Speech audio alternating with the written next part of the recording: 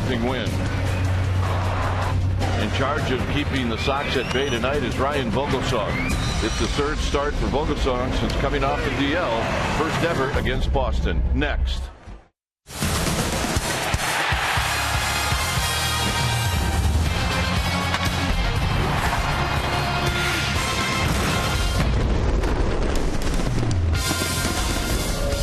We will have another packed house here at AT&T Park as we get ready for Giants baseball.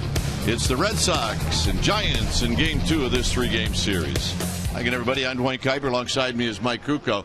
Giants take one on the chin last night in their first game on this homestand, and they know that this Red Sox team, they can hit and they can pitch. But the thing for Vogelsong is he knows that the Red Sox can hit. He watched it last night. Well, and you have to look at the stat sheet, too, coming into this series. The Giants knew that this Red Sox team could score. They've scored more runs than any team in Major League Baseball. So that's a challenge for any Major League starting pitcher. And for Ryan Vogelsong, hopefully, he will have made a few strength games after his last outing, which was not a very good one. But remember, he's still in spring training. With Vogelsong, though, I do expect him to keep this Red Sox team very off balance. That's his strength, and that will be the key tonight. One good thing about the Giants is that they do know Jake Peavy a little more than they knew John Lester. So from that perspective, the fact that they know Peavy might be a bit of an advantage. Yeah, also, John Farrell, the Red Sox manager, resting a lot of his regular players tonight. All right, when we come back, Amy G is going to take a look at a big fly. And this one, folks, was a big fly. It was Hunter Pence in Miami, 459 feet. Amy G is going to take a look at that big fly right after this.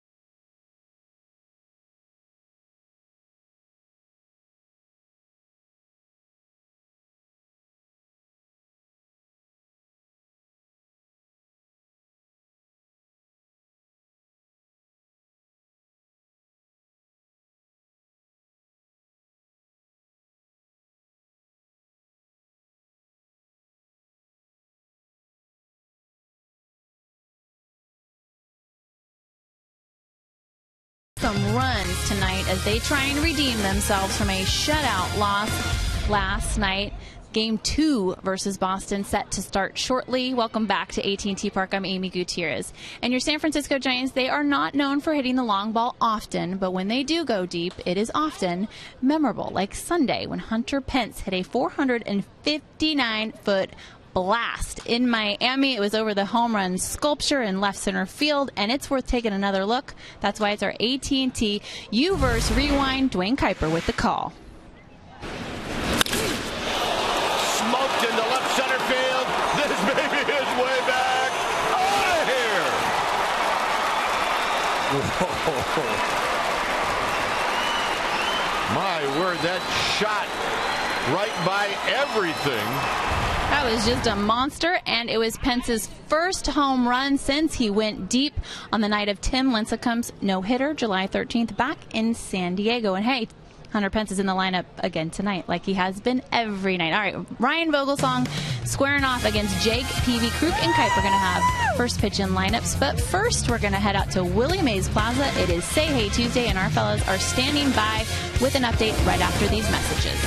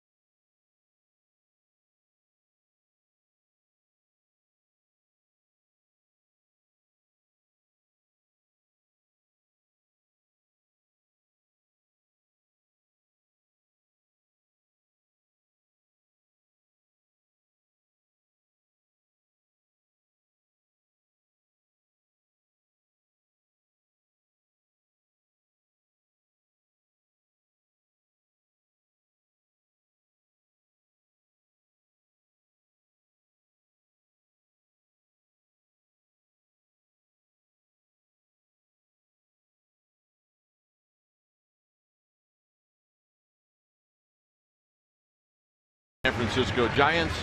The Giants has just taken the field.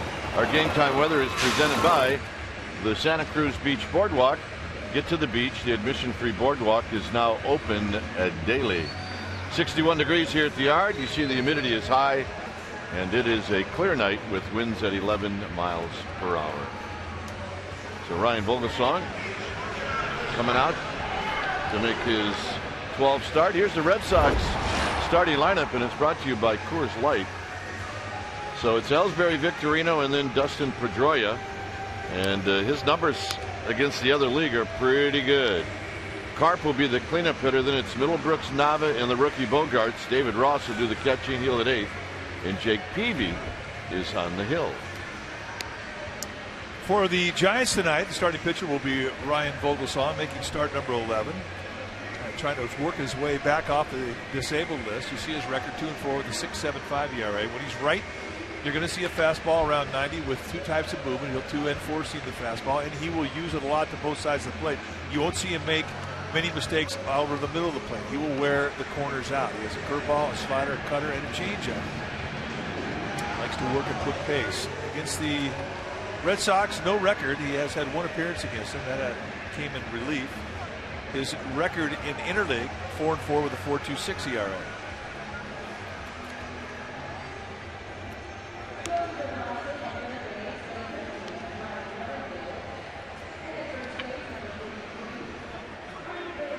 It is an absolutely perfect night for baseball and a perfect night to pitch. Weather here in the Bay Area has just been stunning since the Giants got back from Florida. Let's take a look at the defense that is playing behind Ryan Vogelsong, starting the Giants outfield from left to right.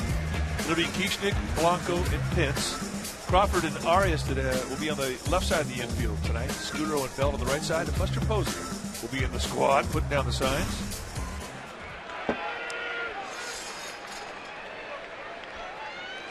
And here's Ellsbury to lead things off. Ellsbury. See the numbers, he's hitting .296.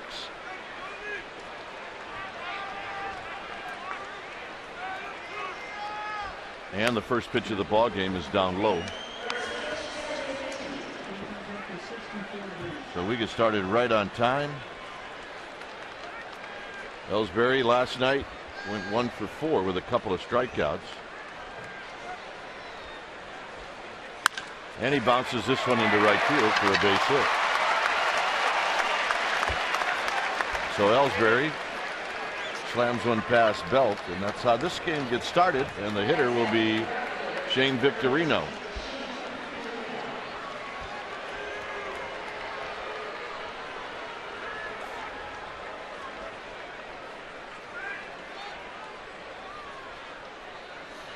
Victorino last night had a big night. He went 3 for 4. Due to an injury, he is a switch hitter, but he's hitting right-handed against right-handed pitching. Didn't seem to bother him last night one bit. Oh, he was squaring everything up. There's a call strike called by home plate umpire Mike Everett. And Everett's a low ball umpire, and he will give you some width on both sides of the plate. More corners against right-handed hitters than lefties, but a pretty consistent zone. And again, he does like that low strike. Ellsbury, 44 steals. He goes. Posey's throw. Not in time. 45 steals. Everything done right on both ends. You don't lead the major leagues in stolen bases unless you have great speed, quickness, and you're smart. You know how to read a hitter to get a good jump. But you're right, everybody involved did their job. Vogelsong unloaded it quickly. Posey got it down there quickly. And Ellsbury is just that good. So it's 1-1 to Victorino.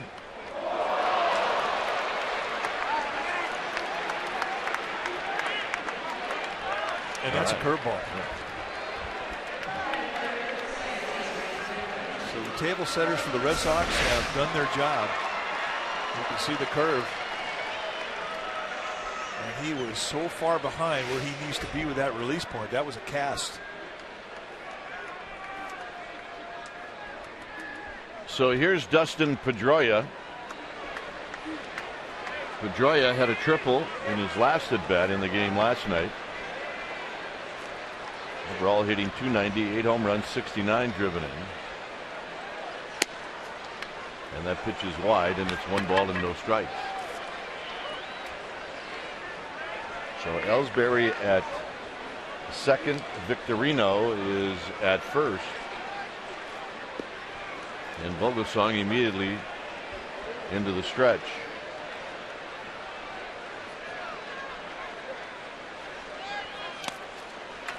Two and 0. And you can see him searching. Well, when you know you don't have good enough stuff to challenge, you got to nibble. And the problem with that is that these Red Sox don't help you. They don't go out of the strike zone. They're very disciplined. They make you throw pitches. And he does have the advantage of an umpire that does have some width on his strike zone. That's a plus.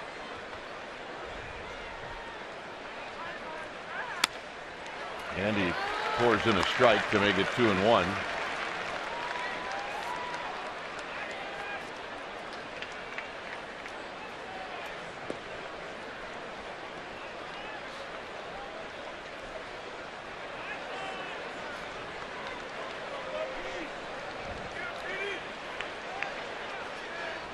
Vogelsong looks to second, and this is blocked by Buster Posey, so it's 3-1.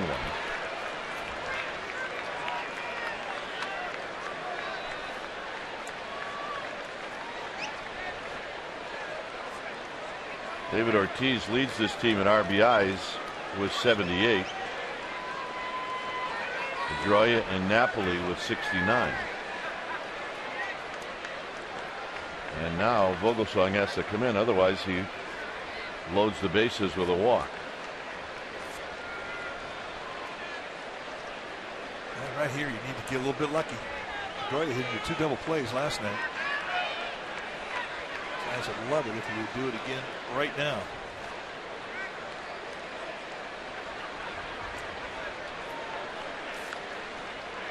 Vogelsong also keeping an eye on Ellsbury. Remember, he just stole second.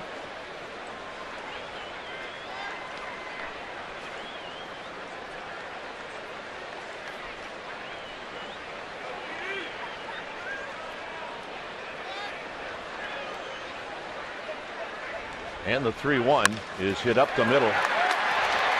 Scudero is going to eat it, and the bases are loaded.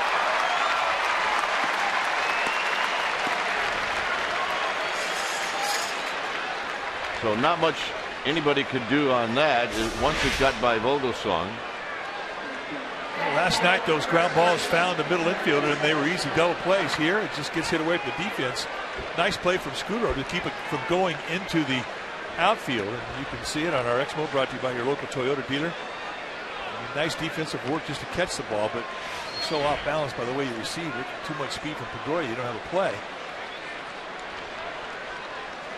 So here's Mike Karp, and he hits one into right, and it's right at Pence. Tagging is Ellsbury, and the throw will go to second. Coming in to score is Ellsbury, and Karp with a sacrifice fly. It's 1-0 Red Sox.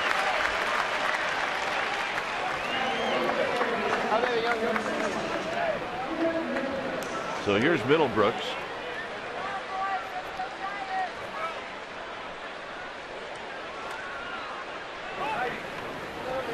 Middlebrooks had a sacrifice fly in the game yesterday. He went 0 for 1. He also walked a couple of times.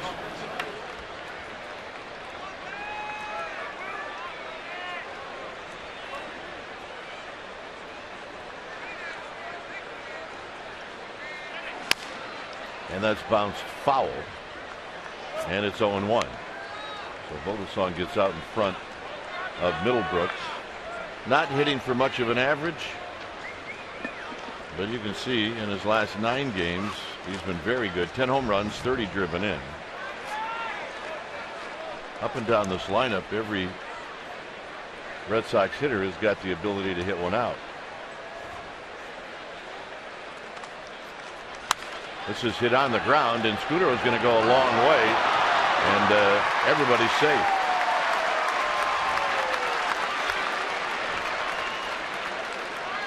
Belt went after it. I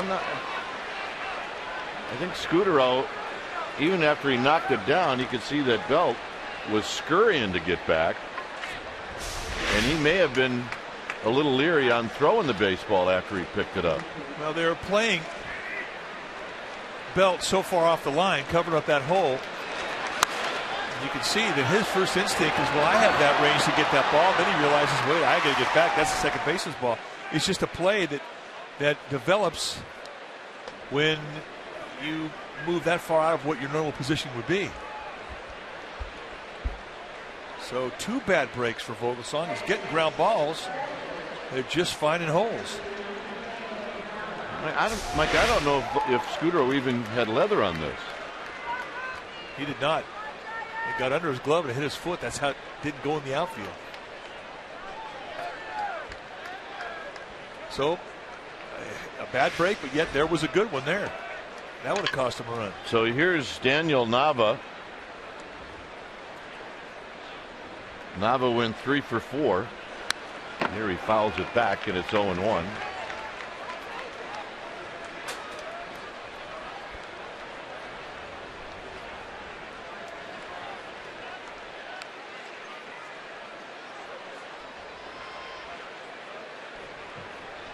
So Nava, kid out of Redwood City, having a really nice season, hitting .295. And Vogelsong painted that one. It's 0-2. On deck is the rookie, Xander Bogart.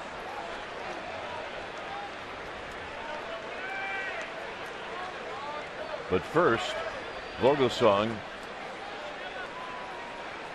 going after Daniel Nava. And Nava hits this one into shallow left field. This is not going to do it. Is Kieschnick's going to put it away. And now Vogelsong is an out away from really limiting the damage.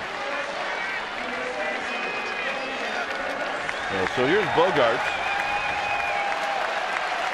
The only thing we know about Bogarts is the equipment manager handed him number 72.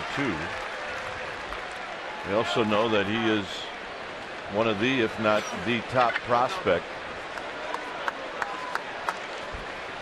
in this Red Sox organization. You see his numbers: 297, 15 home runs, and 67 RBIs. That's at 2 levels: AA and then AAA. He's only 20.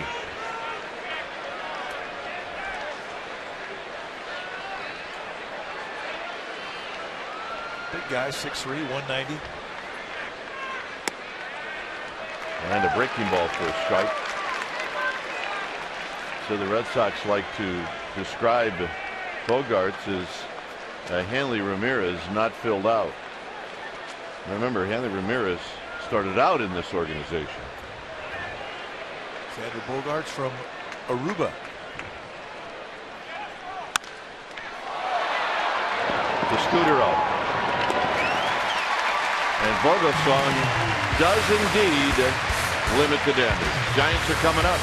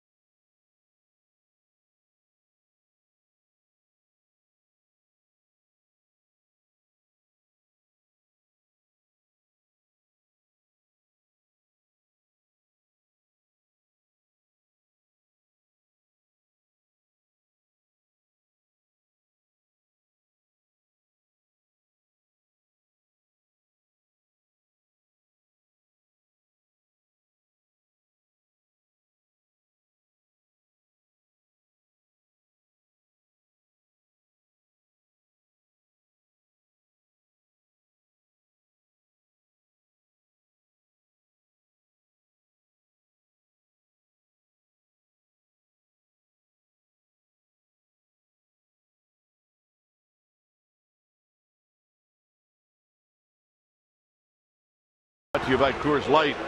It'll be Blanco, Scudero, and Belt. Posey will be the cleanup hitter.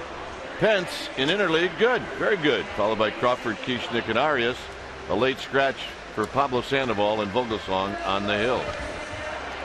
On the hill tonight for the Boston Red Sox will be Jake Peavy, 31-year-old, or actually, yeah, he turned 31 in May. 31-year-old right-hander.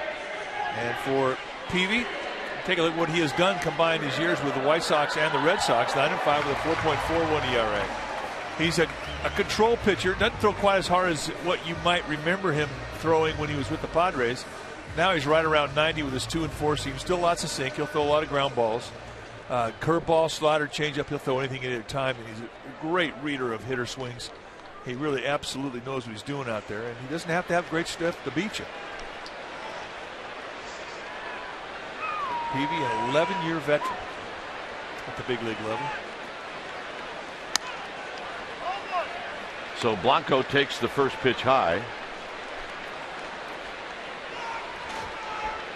Blanco hitting at 254, a home run, 32 driven in. And Peavy comes back with a strike. Blanco has faced Peavy 3 times in his career, and he's 0 for 3. Blanco started to look like he was getting his old swing back on Sunday in Miami. This is a little pop-up third base side. Could this be a thing? Well, it's a foul ball thing, and it's 1 ball and 2 strikes. Let's take a look at the Red Sox defense playing behind Jake Peavy. Starting in the outfield from left to right, it'll be Nava, Ellsbury, and Victorino. Best arm and right with Victorino. Bogarts and Middlebrooks on the left side of the infield. Pedroia and Carp on the right side. And David Ross will be in the squad putting down the signs.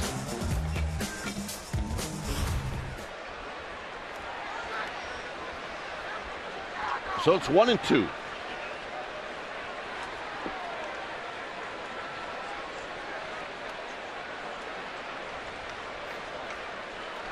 And Blanco pops this one up. This one should be catchable. It's going to be Middlebrooks who puts it away. So Blanco is retired, and that'll bring up Marco Scudero.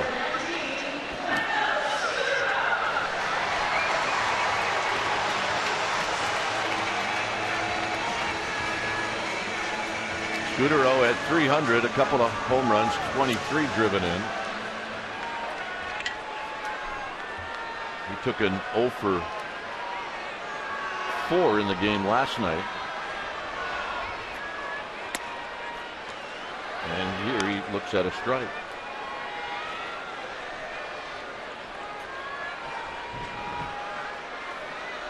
Belt to follow. And Peavy out in front, bang bang, 0-2.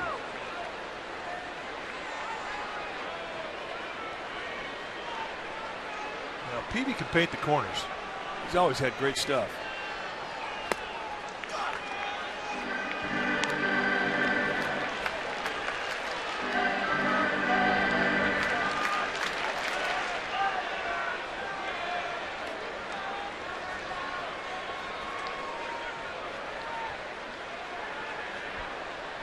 Scudero gets out in front of this one and pops it into shallow left field. Daniel Nava coming in, and he'll make the catch. Here's our Geico quote. Bruce Bochy on the Giants assuming the role of being a spoiler down the stretch. And he said, well, I'll acknowledge it, but it's not something I relish or cherish. That means you're not very good. Your job is to win every game. Trying to make our season by being a spoiler? No. Yeah, that is satisfying while you're on the field. Once that game's over, you look at the standings and you're reminded about how your year's gone, and you're not happy with it. Yeah, I think that was an emphatic no. But you owe the game to be professional and play your tail off, and that's what they'll do. Belt looking at the overshift.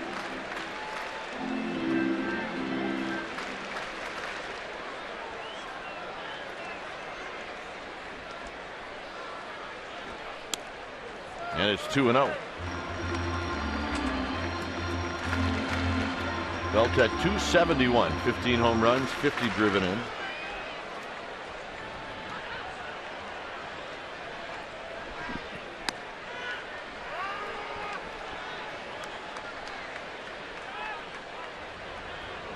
So it's 3 balls and 1 strike, I beg your pardon.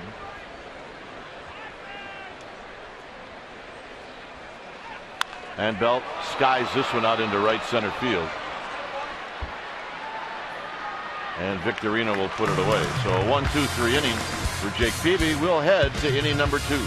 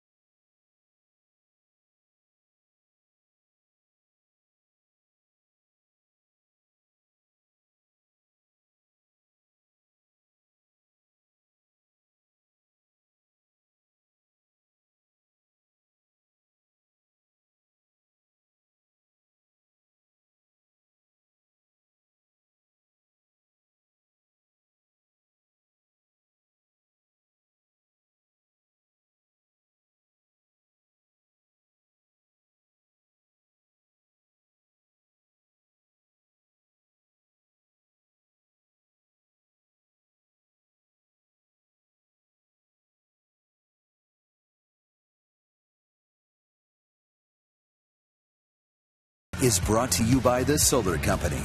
Not just any solar company, the solar company.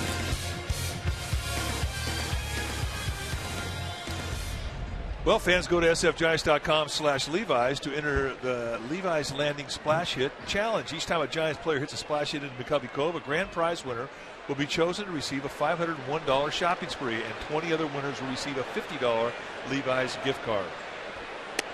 How do you get involved? Go to sfgiants.com/Levi's to enter in the Levi's Landing Splash Hit Challenge. Levi Landing. Not 500, 501? Oh, yeah, just like the jeans, baby. 501. Ah, so that's the catch. 0-1 to Ross. 1 ball and 1 strike. Ross, 185. He's got 4 home runs. He's got 6 driven in. He's been known to hit a home run or 2 against the Giants. He used to be the backup for Brian McCann. And I can think of a couple occasions where you look at the lineup and you go, oh, good, McCann's not playing. Wow. And then Ross goes big fly twice.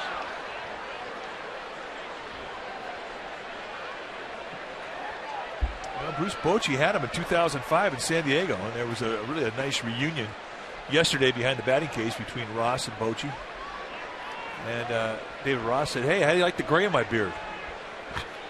People over here think I'm a coach. Here's the 1-2 to Ross, and it's low. It's 2-2. Yeah, he's getting some gray. It happens, as we found out, partner. Although you didn't find out quite as early as I did. I didn't get mine from catching pitchers. That's true. I got mine from having a daughter. No, you got yours from playing on the '85 Giants. That's when it started. But David Ross, he's had a nice career in his 11th year at the big league level.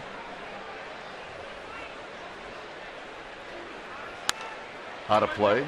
Been with the Dodgers, came up with the Dodgers. Then he went to Pittsburgh, San Diego, Cincinnati, Boston, Atlanta. Now he's come back to Boston. Tells a lot about a guy when he spends some time with the club and then he comes back a couple years later in the same club. And he's that kind of player. And no doubt when he's done playing, he will be a coach or a manager. 2-2. Here's the pitch to Ross. And it's a full count. So Vogelsong's got a couple of pitches to get him the fish, and that's something he hasn't done. And it's a full count with Peavy on deck.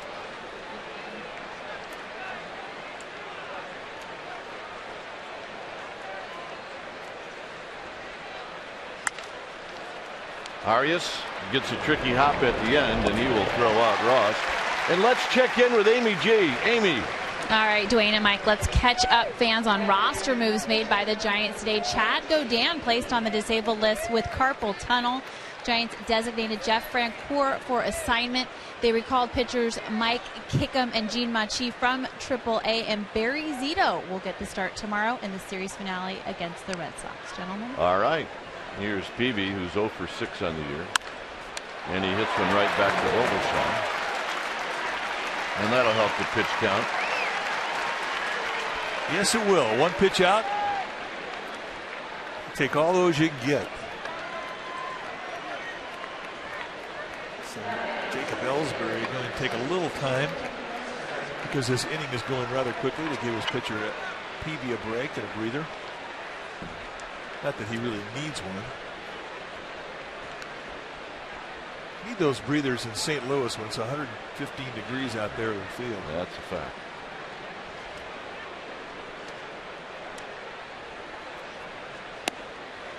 At the knees, and it's 0-1.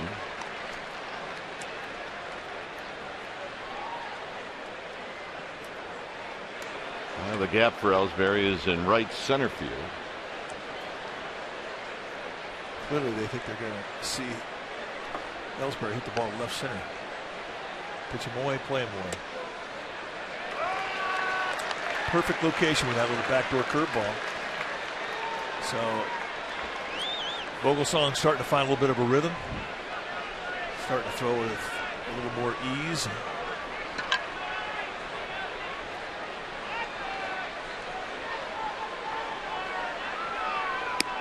Got him. Ellsbury out looking, and Buster Posey's going to lead things off for the Giants.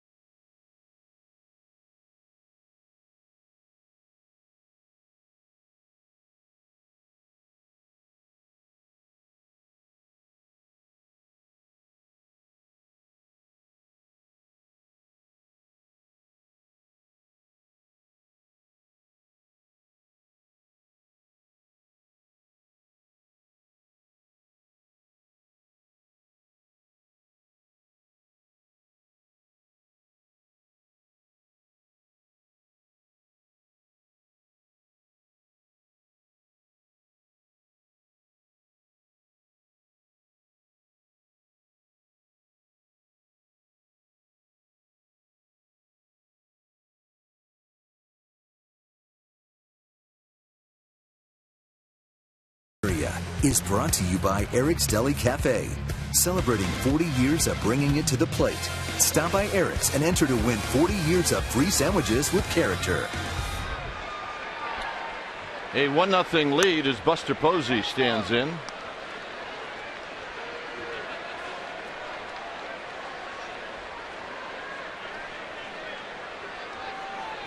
Buster Posey at 305. Takes outside for a ball. He Went 2 for 4 last night. He's never faced Peavy before.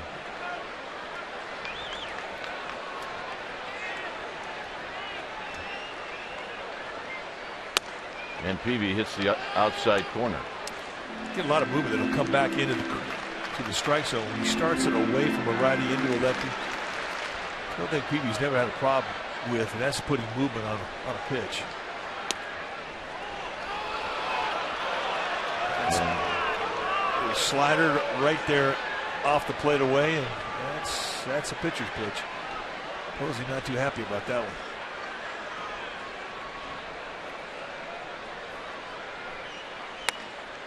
And he got him.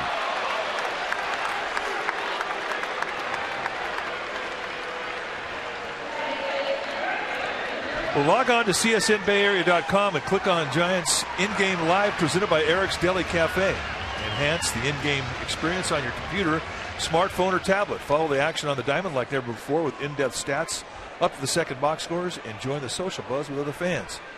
Giants In-Game Live presented by Eric's Deli Cafe, only at csnbayarea.com. Here's Pence. Pence takes the pitch inside.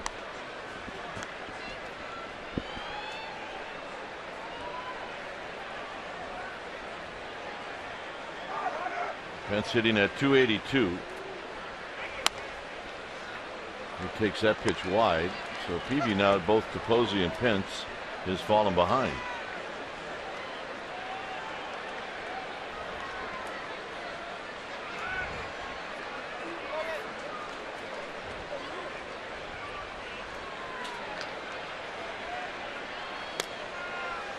That's the spot he's been able to hit when he's needed to make a pitch. Well, when you get that pitch out there from the umpire, and we always talk about with Everett, you will get a little more width on that outside corner against right-handed hitters than lefties. Take advantage of it, and he is. Peavy fouls this one out of play. It's 2-2.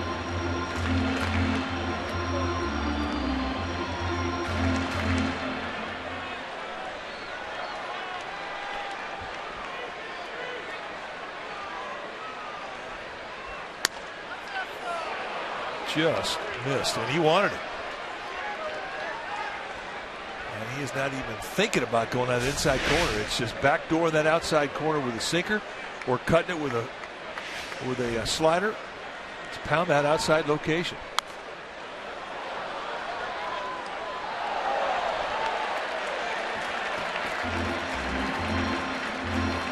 Take a bow. It was a humble bow. And another 3-2 pitch coming up to Hunter Pence. And Pence fouls it out of play again. So different than what we remember Peavy as a Padre. The stuff that he had then, he was mid-90s, and he was definitely using both sides of the plate, would pitch inside a lot. Now, less stuff, and it's just shave that outside corner. And he just rolls this one foul.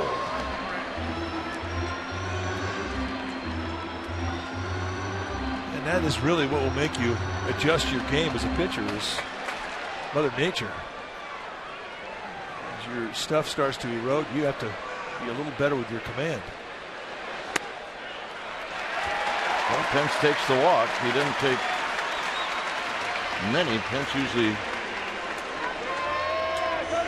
will put the ball in play. There's a birthday girl. Well, happy birthday. So here's Crawford.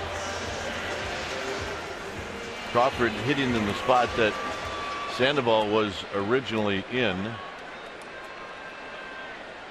but a late scratch.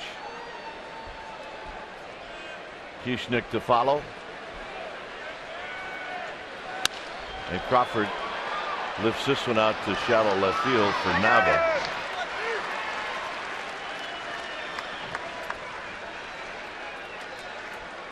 Jim Davenport threw out the first pitch today, and he just had a birthday on Saturday. He turned 80.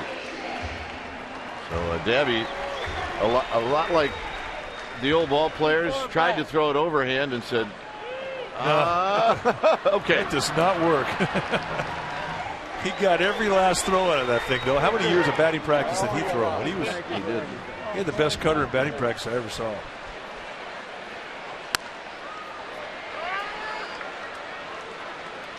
Third base coach to third base coach.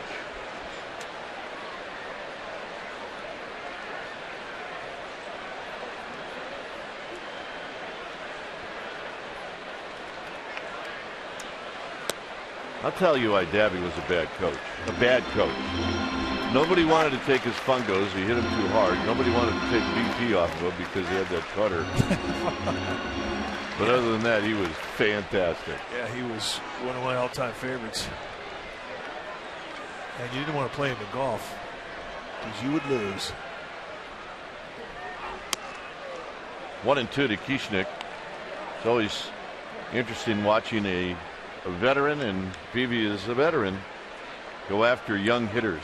See how they try to solve the puzzle. Yeah, he's going to try and front door sinker him right here. And Kieschnick drives it into center field for a base hit. And that'll bring up Joaquin Arias. Tried to go front door and leaked it out over the plate. And right there at the belt, the easiest place to defend. And what we've seen from Kieschnick, most of his hits have gone right back up the middle. And all of them just about, well, with the exception of one, have been singles.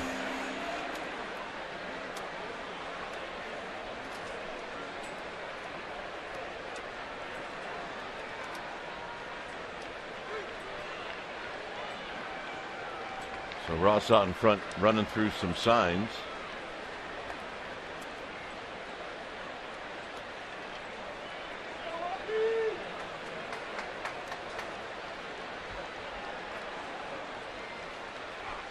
And Arias takes down low.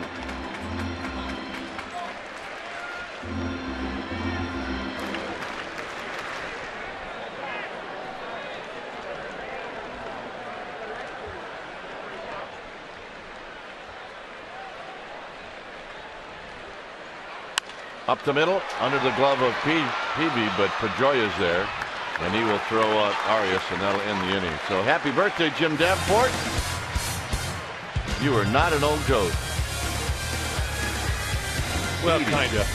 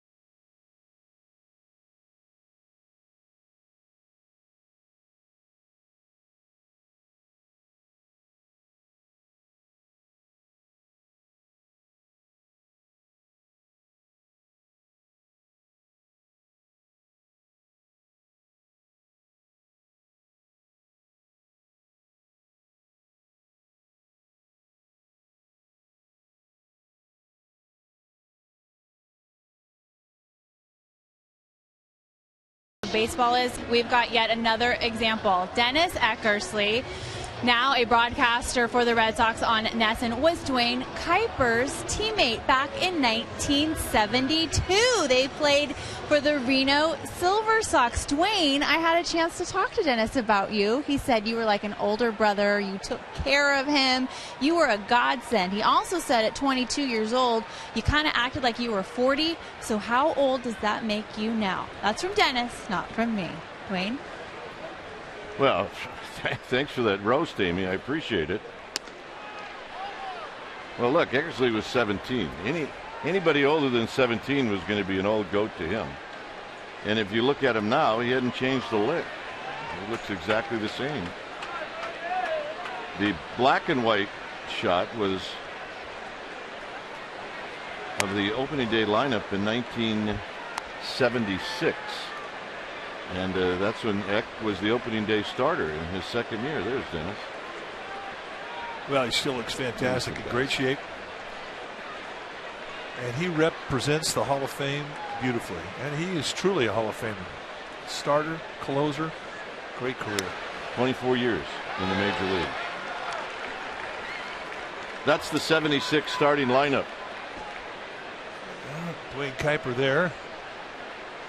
Boog Powell's hitting fourth, then George Hendrick, Rico Carty, Charlie Spikes, Alan Ashby, Jim Plunkett's backup quarterback at Stanford, Frank Duffy. There's a strike to make it 2-2.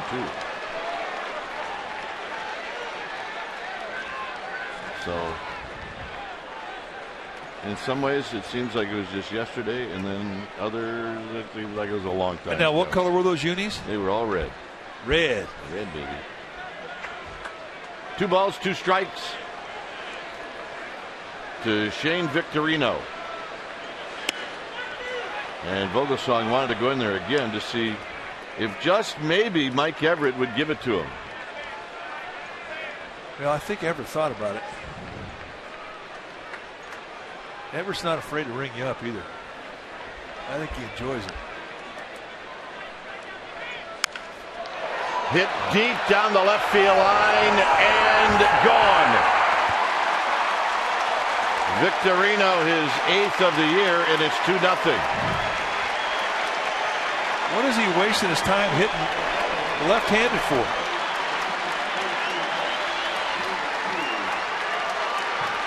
Victorino, normally a switch hitter, cannot hit left-handed because he's got a little bit of a hamstring problem. And in the last 2 nights, the Giants have got him out 1 time. He's got 4 hits. He's been hit by a pitch twice, and he flied out deep to center. 2 singles, a double, and now a home run. Here's Pedroia, who takes a strike.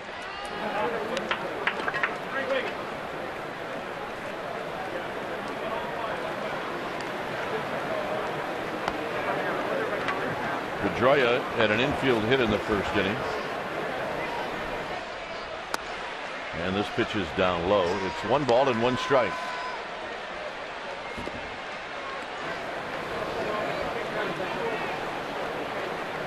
The animated Mr. Victorino. A hit in Boston after a nice career in Philadelphia. That's out of play. It's 1-2.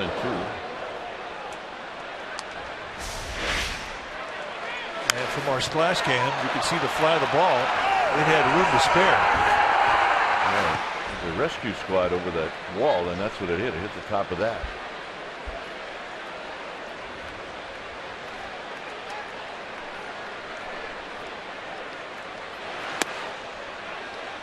Two and 2, not a good.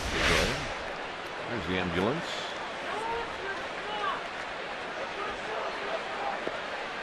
It's a pretty good shot right there if you're aiming for it. Pedroia, not a big guy, 5'8", 165 pounds, and he swings as hard as he can on every pitch.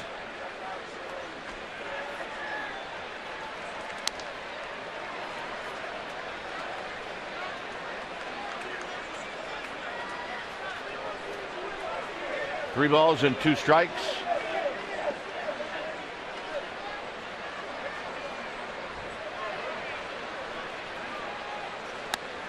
And the walk.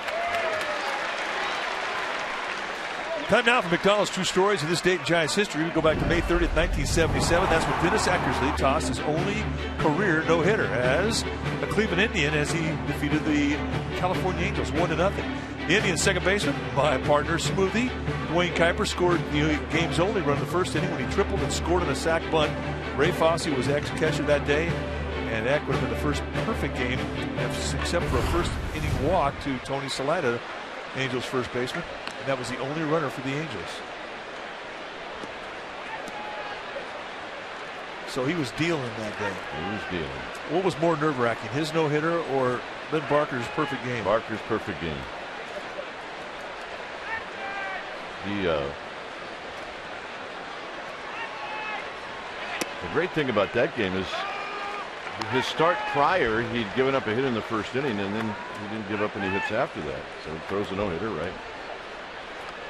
So he's got a consecutive inning streak going, and his next start in Seattle, he goes 4 innings without allowing a hit. So he's creeping up on Mr. Johnny Vandermeer for innings without a hit. And then Rupert Jones went yards, and that was the end of it.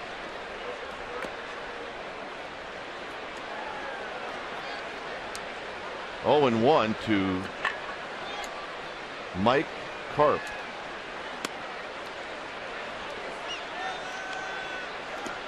Yeah, there was a big crowd that night, 13,000. Actually, probably shouldn't make fun of that. That was a big crowd.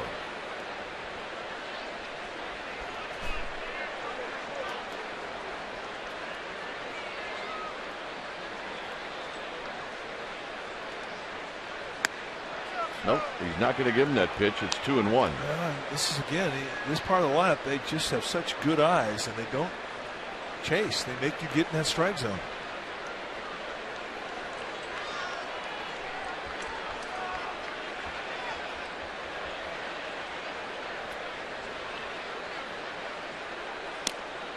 And there's a strike. It's 2-2. So the next pitch for Vogelsong will be number 46. Victorino led the inning off with a home run.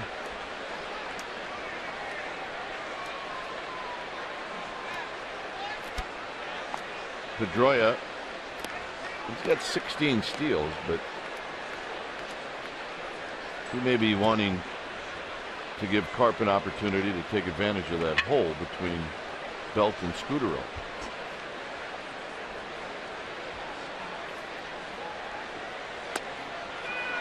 Three and 2. Full moon tonight. Up over the place where you could get a great cha-cha bowl. Orlando's barbecue, the Caribbean barbecue. 3 and 2. Pedroia will watch him. He goes, and this is lifted out to the left for Kieschnick. Kieschnick will put it away, and that'll bring up Middlebrooks.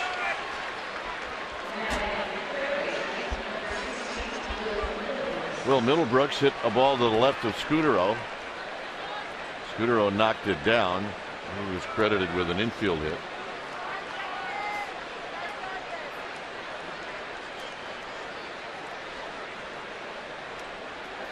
Vogelsong did a good job in the first inning of limiting the damage to just 1 run.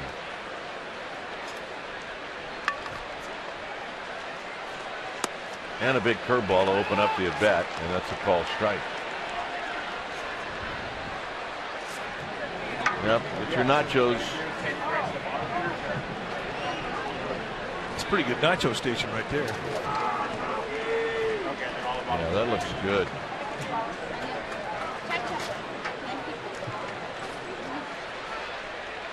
No balls and a strike.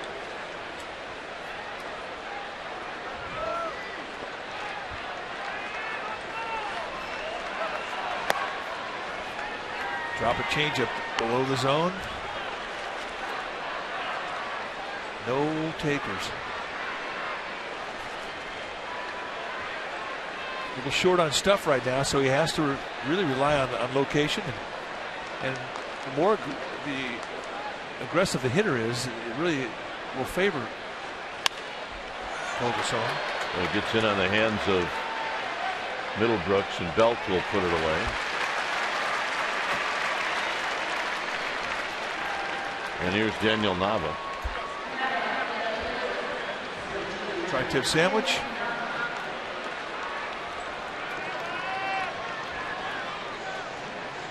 That's a big one. That's a big league sandwich.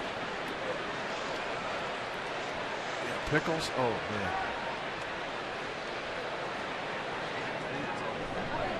I know we just ate and I'm hungry now. Let's go. Nava popped out with the bases loaded. He did that in the first inning, and here he takes wide.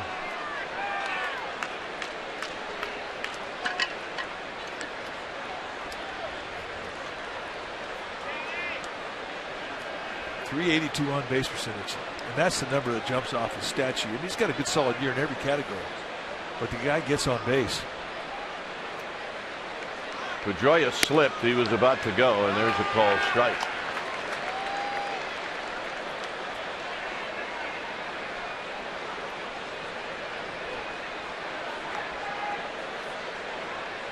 Two outs, a run in on the Victorino solo home run. The rookie Bogarts is on deck. And the pitch is outside, so it's 2-1. Red Sox hitters are not in any hurry.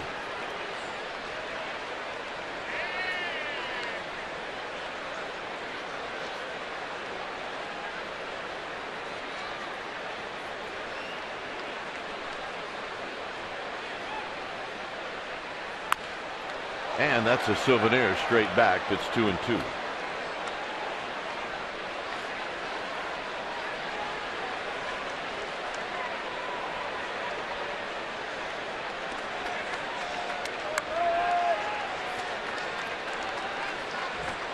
Nice play.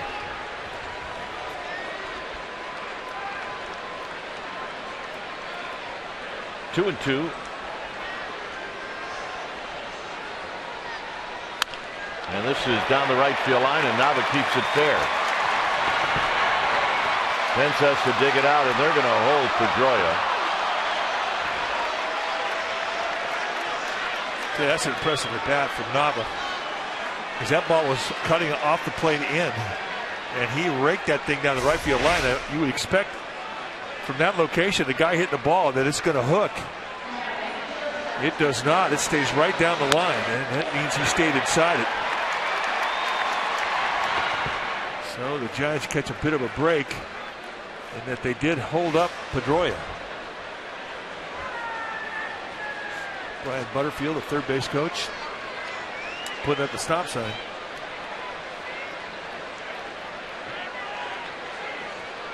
So here's Bogarts.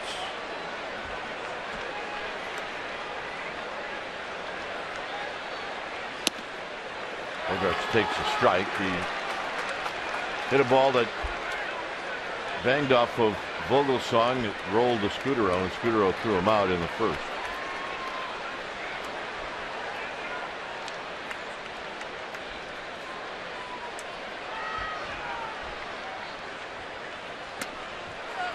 Tried to tease him with a breaking ball, and that evens the count.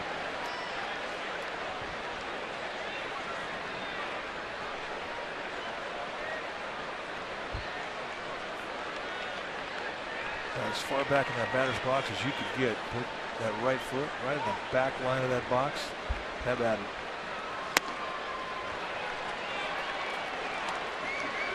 The catcher David Ross is on deck. So Vogelsong does have a base to play with.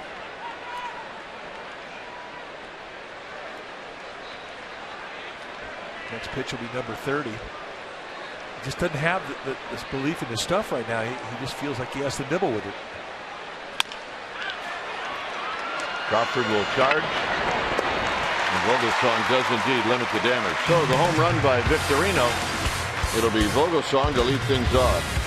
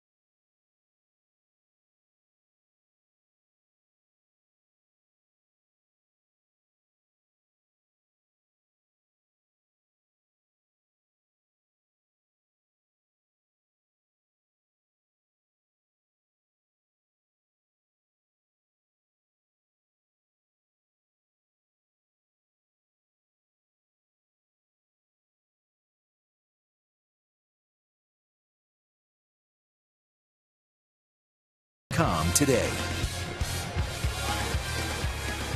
It's a 2-0 lead for the Red Sox, and Vogelsong's going to lead things off. Vogelsong is 1 for 17 on the season.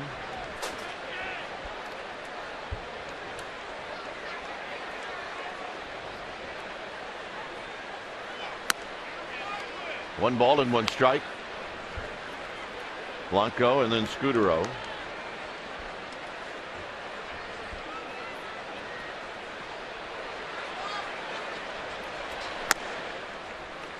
One and two. I'll tell you what, he's got a line to that outside corner.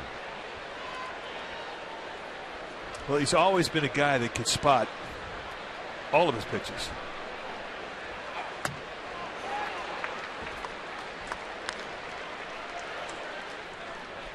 Pittsburgh Pirates are coming to town starting Thursday. It's a 4-game set, and on Saturday, August 24th, 6:05 start. First 20,000 fans will receive a Giants fedora presented by Great Resort and Casino. And then that Sunday, August 25th game, it's a 1:05 start. The first 30,000 fans will receive a Tim Lincecum gnome presented by Coca-Cola and Lucky. You need tickets, go to sfgiants.com. Here's Blanco. Blanco popped out to the third baseman Middlebrooks. And here he rolls it foul. It's no balls and one strike.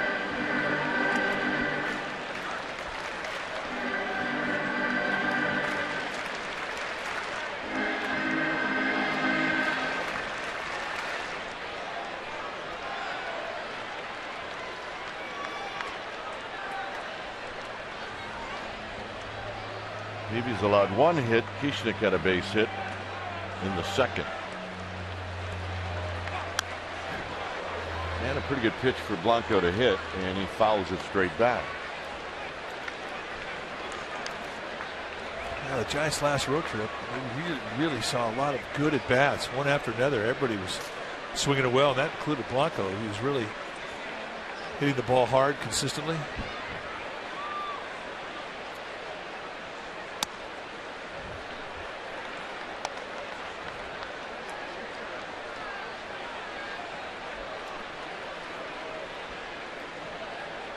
One and two.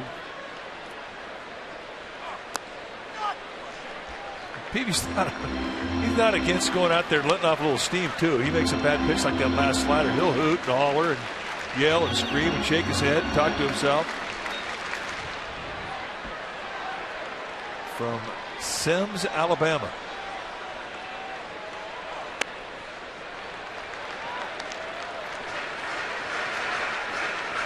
Hey, Jim Davenport's here. He threw out the first pitch tonight.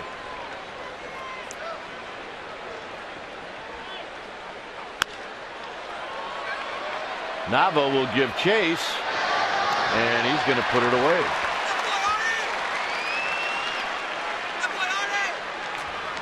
John Miller will be in to take you through innings 4, 5, and 6. I'll head over to the radio side for those innings. Because here's Scudero.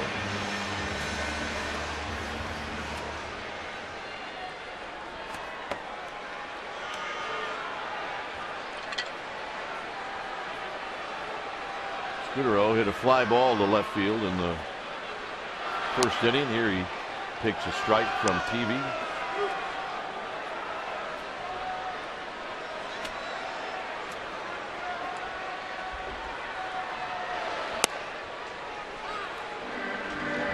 Nice breaking ball. Dropped it right in that outside corner. I mean, every pitch that he has, he's been pounding that outside location with. Cutter, slider, curveball, sinkers.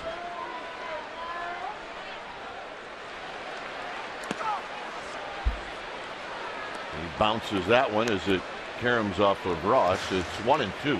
Pretty impressive that Ross was able to get that big old body of his out in front of that thing.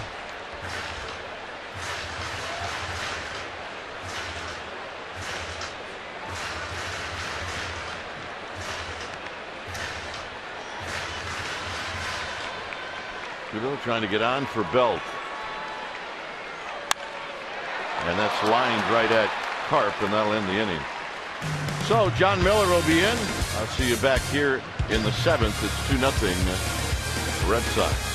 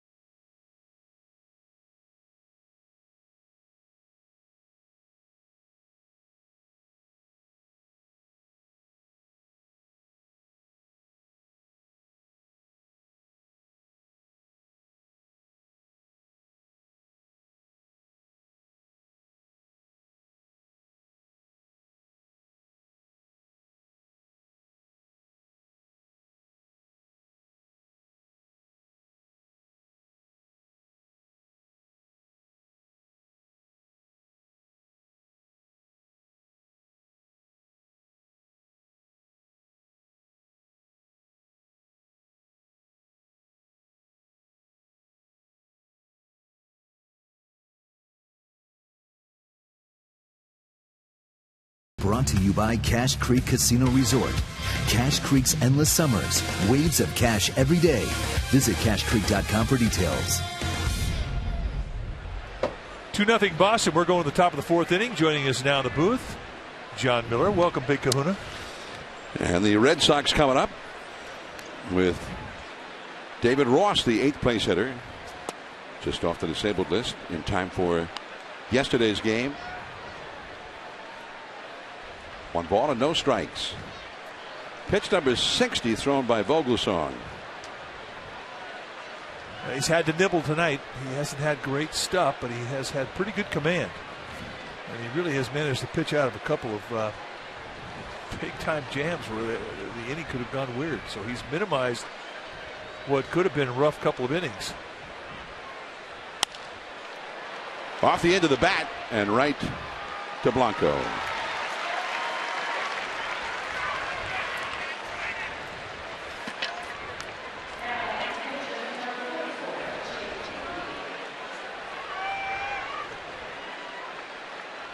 So here now is Jake Peavy.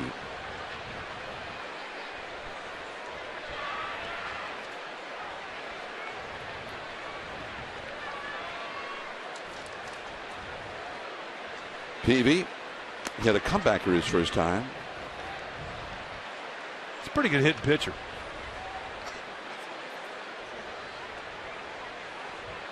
I mean, he's carried the torch for pitchers for a long time. I mean, he's a good athlete, does a lot of things right. Field his position well. He's pretty fast. Swings the bat well. No swing, says the first base umpire, Dan Bellino. 2-0 the count. 2 runs, 5 hits for the Red Sox. No runs, 1 hit for the Giants. And that one comes back into the second deck right near us. 2-1 now. Did you bring your mitt? That was close. I'm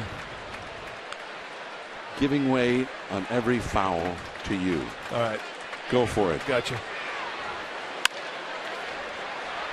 Crawford and Peavy is out number 2. 2 gone. And so far, where's the offense? The Giants have not scored against the Red Sox yet. It's coming up next inning. They're going to unload. They're just waiting for you to get in the booth. 25 runs in the 3 games just prior to this series. Lester was very good. And it's not surprising when he pitches well. Peavy's pretty good too. Well, Peavy's one of those guys who, he's not throwing with the same stuff he threw with 3 or 4 years ago, but he knows how to read hitters. He knows how to mix speeds, and he's got great command, and he's utilized all those tonight. But you're right. The Giants on this last road trip, they averaged 11 hits a game. They averaged 6 runs a game. And since they've come home, they have not been able to get it going. Now, you may have said last night, John Lester was pretty good. They may have been a bit tired. But tonight, got a good, nice rest under their belt. Right to Belt. Speaking of Belt. That's the best inning so far for Vogelsong. 8 pitches and out. Belt coming up.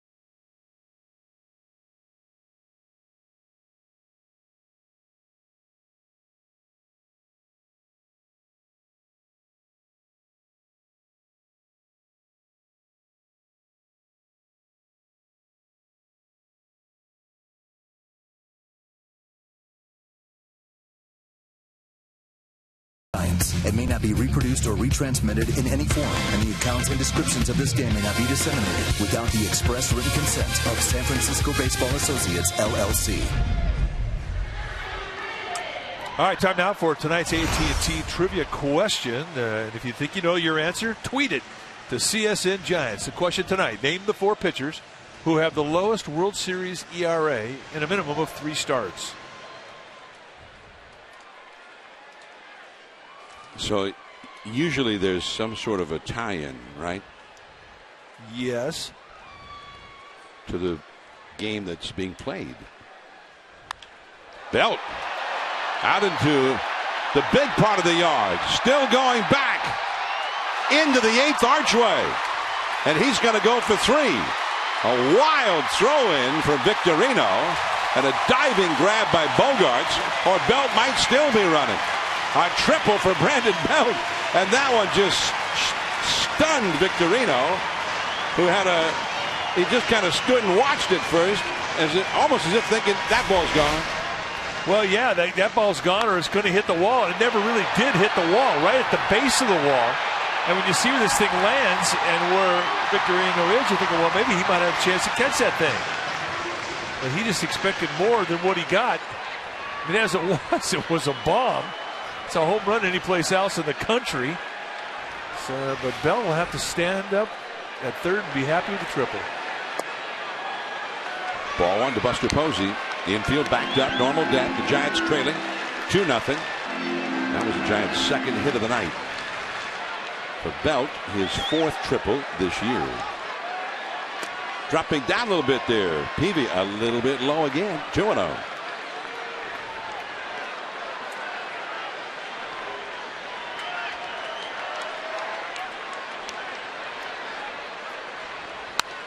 Ooh. 2-1. I think about Jake Peavy. I don't want to make a habit of going in that location too many times. Posey sitting on count leverage with 2-0, looking for something hard and in, and he got it and just missed it. 3-1. Peavy has given up a lot of home runs this year. In fact, through the first 3 innings of this game, 17 homers allowed in 101 innings.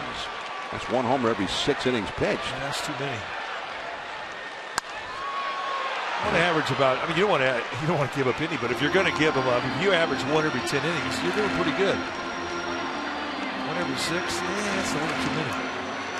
But his theory is, I don't want to set the table with walks. I want to challenge. Every once in a while, a guy's going to hit a home run. If it's a solo home run, I can live with that. Out to play again. Buster Posey, 3-2 the count. Buster was called out on strikes his first time. Tonight marks the first time that Buster's ever batted against Jake Peavy in a big league game. Belt at third, nobody out. Pence on deck. Off the glove of Middlebrooks. He looks at Belt, who is holding, and Posey cannot get him home.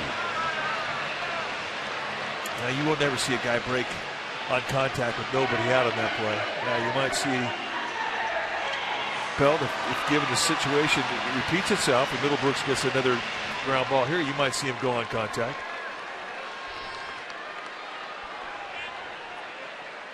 It's just a rough at bat for Posey, who left an RBI out there, and that's one he'll think about for a while.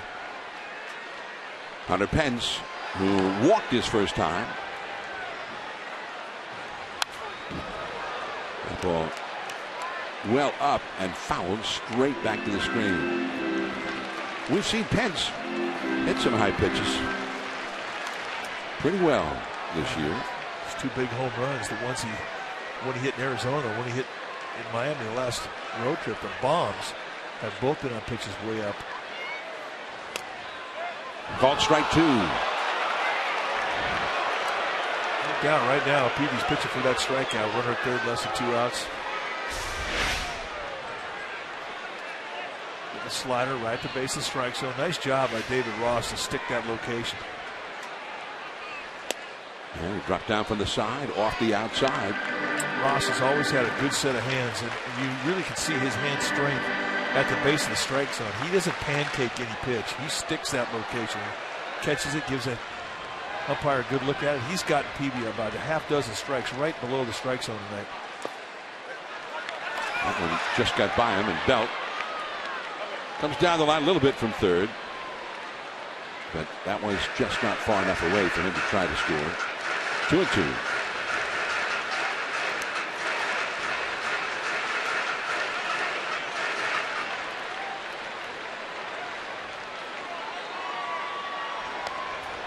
Wind blowing out toward left field at the moment here at AT&T Park. The Giants trailing 2-0. 1 out, runner at third. 2-2 the count to Pence.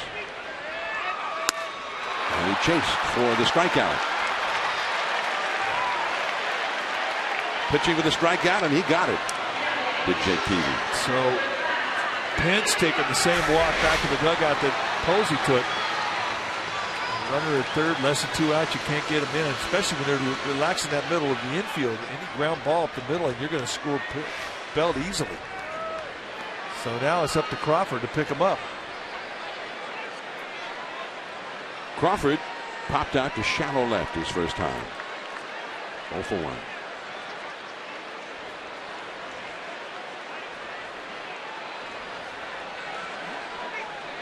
Well, Ross wanted a curveball. Peavy shook it off. Then he wanted a slider down and in, and he shook it off. So then he stepped off the rubber. Now Ross wants to talk about it. And then he's saying, I can't see it. So you need some game signs, those little stickers you put on your fingers. Then he can see it. Seeing more and more catchers at the big league level use those things for the night games. Actually, he does have them on.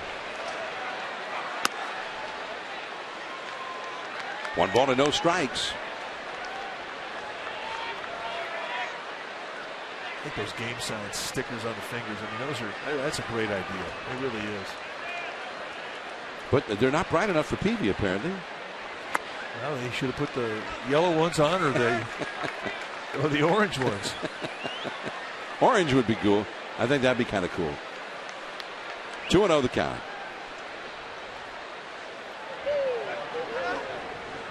What you need for your game sign right there. Break that thing out there. 2-0 the count. Belt still at third, and a fastball at the knees. 2-1. Well, again, this has happened a lot in recent weeks. Belt hit the triple, and then you had just the guys you wanted up there in an RBI spot. But they haven't gotten it home yet. And he got the call on the inside there. Strike two. That's a front door sinker, and that's a pitch that he's utilized his whole career. He may be one of the best ever that I've seen utilize this inside sinker, this front door sinker that freezes a left-hander. He'll give up on it, then the movement comes right back in the strike zone.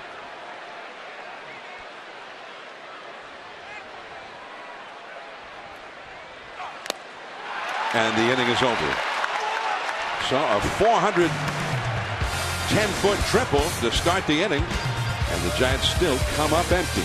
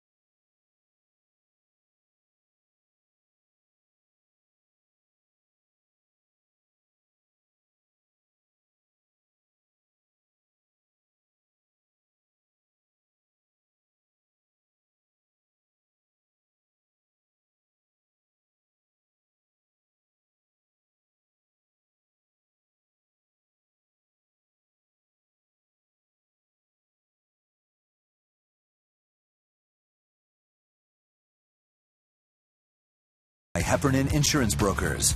Insurance and financial services for you and your business. Visit HEPINS.com.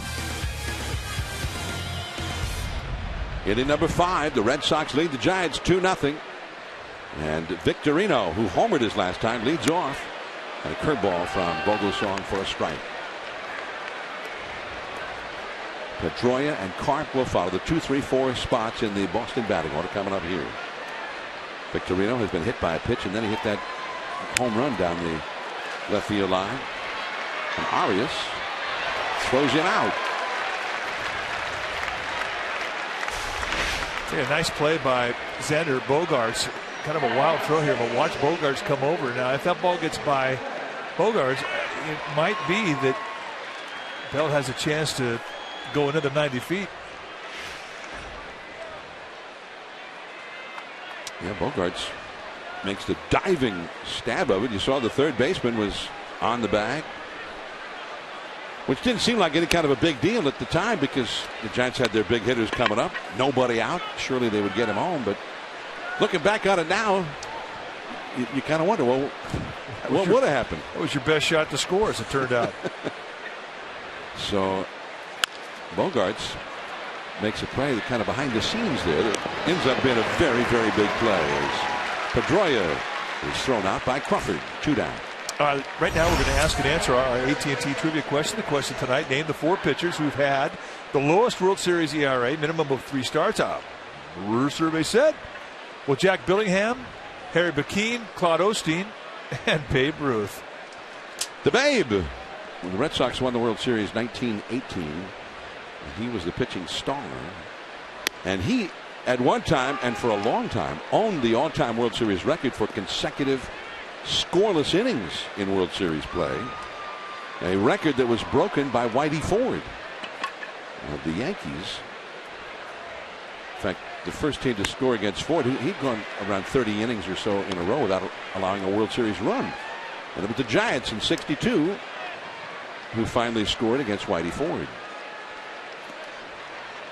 0-2. The Babe, a pitcher for the Red Sox, and then traded to the Yankees because the owner of the Red Sox, Harry Frazee, which is a name still vilified in Boston and New England, he was wanting to produce a Broadway play.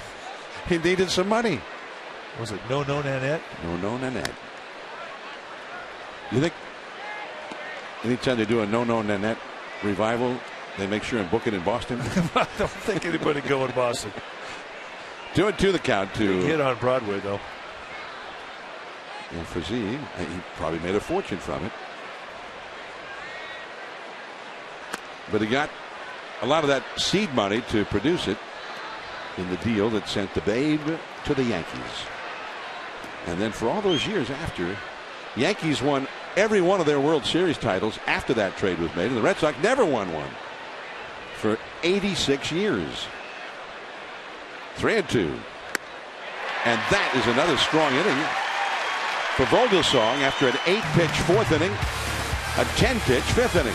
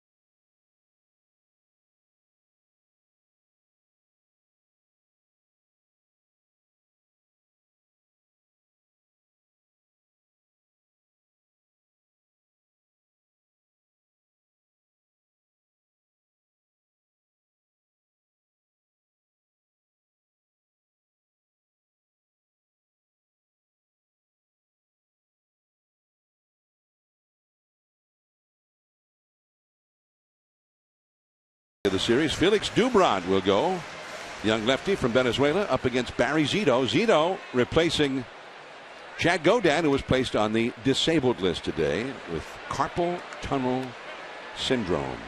Join us right here at Comcast Sportsnet Bay Area at noon for Giants pregame live before the finale. That's the Chevron pitching matchup. And I thank you. Thank you. There's that was Mike doing John Ramsey, the old-time PA man down in Southern California. There's the ball down and in. Always sounded like he had heartburn. But he did everything. I mean, he was everywhere. He did the Dodgers, the Angels, he did the Lakers. That's good by Jerry West. 2-1 the count. Kiesnick singled to center his first time. Some authentic fans, they got their game face on. Jake Peavy. And it's back out of play. Well, he's a different Jake Peavy than we saw him last with the Padres. I mean, he doesn't have quite the same fastball, but he's got such a good command of what he throws, and that's nothing new. He's always had pinpoint control, and he's got movement, and he knows where to put it. That is not caught by Bogaerts. It looked like he had it scoped, and finally, it just made it beyond him. So a single for Kiesnick.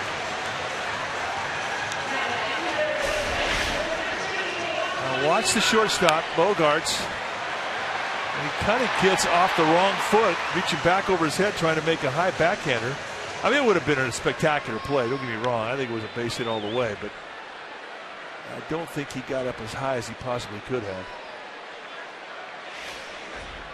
Bogaerts making his major league debut tonight from the island of Aruba, the Netherlands, Antilles, and the Caribbean.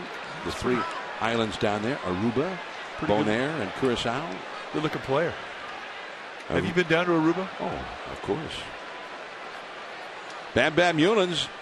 It was Bam Bam who first removed him from shortstop and put him at third base. Bam Bam was the manager of Team Netherlands in the World Baseball Classic in the spring.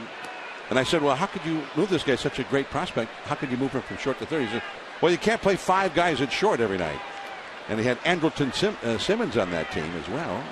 So since he's already in the big leagues at the time with Atlanta, we put him at short. That's a fair ball, and Arias is going to get extra bases. And it rolls through into the corner. Coming around third, Keesnick. He'll score. Arias is going for 3.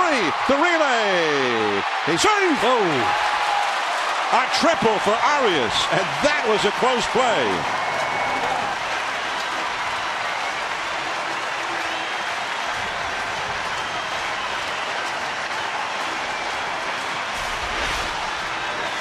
Now Middlebrooks playing even with the grass. I think he's anticipating maybe a possible drag runner, but it really opened up an opportunity down that third base line, and Arias finds it right past him as Middlebrooks was drawn in, and it was hit hard. It got past Nava. Once it got in the corner, it provided an opportunity for Arias to get all the way to third. All right, now the infield is in. Here is Vogelsong. Inside for ball 1. Nobody out, and the Giants with a run home, their first of the night, and the possible tying run at third base. Giants' second triple in the last 2 innings. Blanco on deck. A ball and a strike. Well, when you see a pitcher up there and a runner at third, you always kind of mull the thought of the suicide squeeze. What do you think? Well, I think I don't do a suicide, but I would do a safety squeeze. I think Vogelsong's a good enough bunter.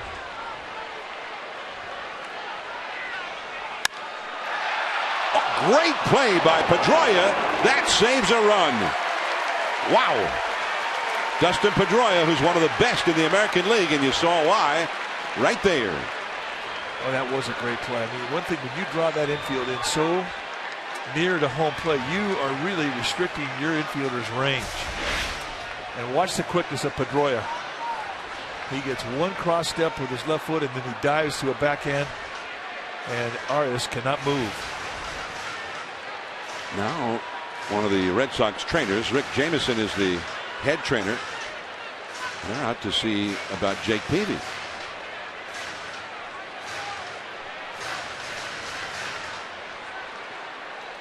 And apparently Peavy is fine.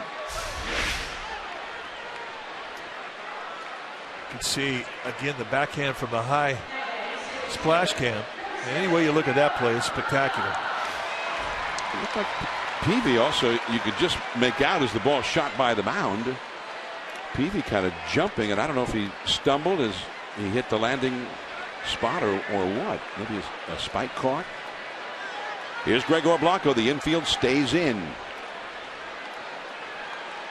Giants are having a terrible time getting runners home from third base here these last couple of innings. 4 chances with the runner at third and have not gotten him home yet. 2-1. The Red Sox are leading. Best arm in the Red Sox outfield is in right field with Victorino. 1 ball and no strikes. You've got average arms with Nava in left and Ellsbury in center. With Arias' speed, a medium fly ball in left and center, he would score. A medium fly ball in right, I don't think he would score with Victorino's arm. Look out. I'm not sure how that one missed him. I'm not either, but I do know one thing. After watching that, I want him on my dodgeball team. I mean, that was a rib shot.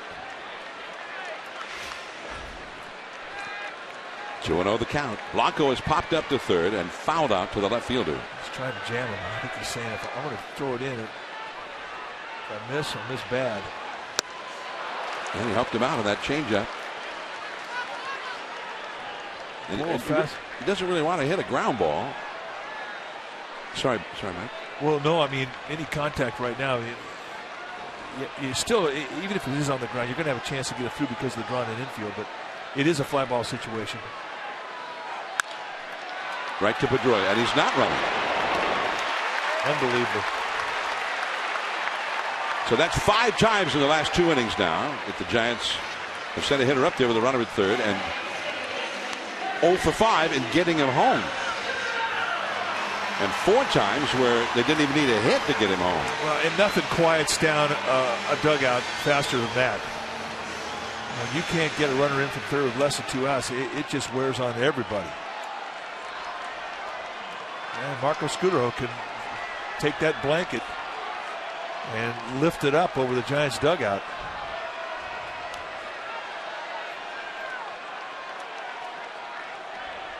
Scutaro has flied out to shallow left, and he is lined out to first.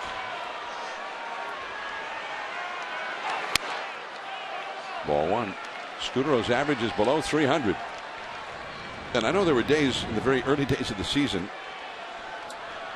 where he was hitting below 300, but once he got it over 300, it stayed up there all the way until tonight. 2-0. Belt, the left-handed hitter, is on deck. And that was pitch number 83 for Jake Peavy. The Giants have forced him to throw a lot of pitches these last couple of innings. 2-0 the count. Scutaro, the former Red Sox infielder. Called a strike. That's a pretty nasty 2-0 pitch right there. Paints a slider.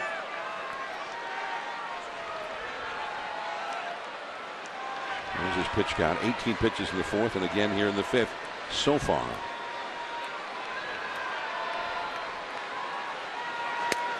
Right there, knee high, outside corner, 2-2. Yeah, I mean, it's been all night long. It's been very consistently called by Mike Everett, the plate umpire. And Peavy, to his credit, has been throwing darts, but he's been throwing them with a slider and that backdoor sinker.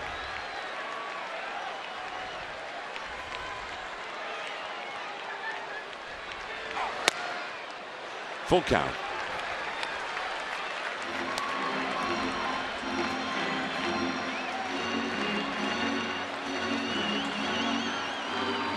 After that second out, the infield back normal depth.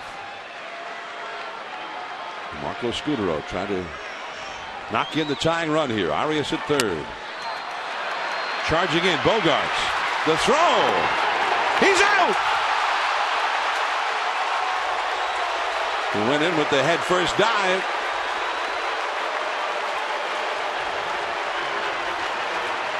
So 2 innings in a row. A triple with nobody out, and they don't get the runner home in either instance. On to the 6th inning.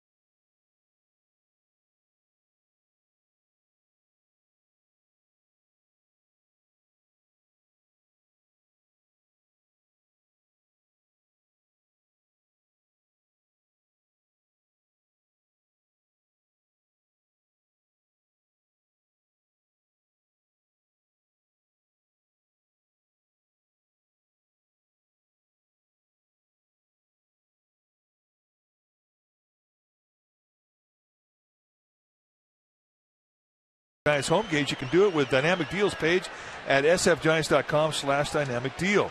Take advantage of the $15 view level dynamic deal on Saturday, August 24th. It's a Fedora giveaway. That's this Saturday. Giants take on the Pirates at 6:05. Again, that's the sfgiants.com/dynamic deal to purchase tickets to Saturday's game. 2-1. The Red Sox still leading the Giants. It doesn't really seem possible that could have happened. The Giants hitting triples with nobody out in 2 consecutive innings and being unable to get the runner home from third in 2 consecutive innings. Will Middlebrooks, the 5th place hitter, has had an infield hit, which I thought was an error, and he has popped up to first. I guess the official scorer thought that nobody would be at first base to accept the throw if Scudero had fielded it cleanly. Maybe that was it. Nava is on deck. 1-2 the count. And the changeup down and away. 2-2. Brian Vogelsong has used every trick that he has ever learned in his professional career in tonight's ball game. When you talk about an exercise in just guts and determination, we're watching it. And that is strike 3. That's his 3rd strikeout. Well, the NBC Bay Area Investigative Unit, led by Tony Kowaleski. And you say, who are they? Well, they're an award-winning team of 14 journalists dedicated to holding the powerful accountable. The Investigative Unit on NBC Bay Area. We investigate. Here's Daniel Nava, who has flied out to shallow left and doubled. He's 1 for 2. Called a strike. Got the low strike there. 2-1. Boston ahead here in the 6th inning. 1 out, nobody on. If you've watched what Vogelsong has done tonight, when he's missed, he has missed down below the strike zone. When you don't have your normal stuff and you're pitching a little bit short, you just have to miss in good spots. And he's had a good strike zone to work with tonight. Mike Everett, a good low ball umpire. But still, when he's missed, it's been in areas where he cannot get hurt.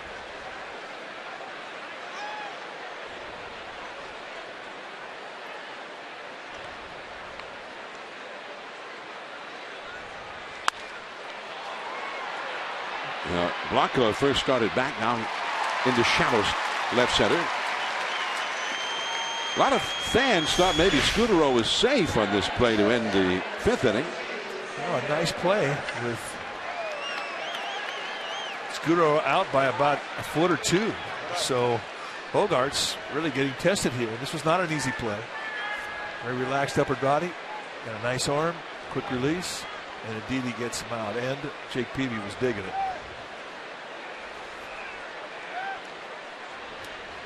Not so much Marco Scudero, however. Here is Bogaerts. And he takes a called strike. And he made the great play there. It was all or nothing. Either he gets the guy to win the inning, which he did, or if he doesn't get him, the Giants have tied the game.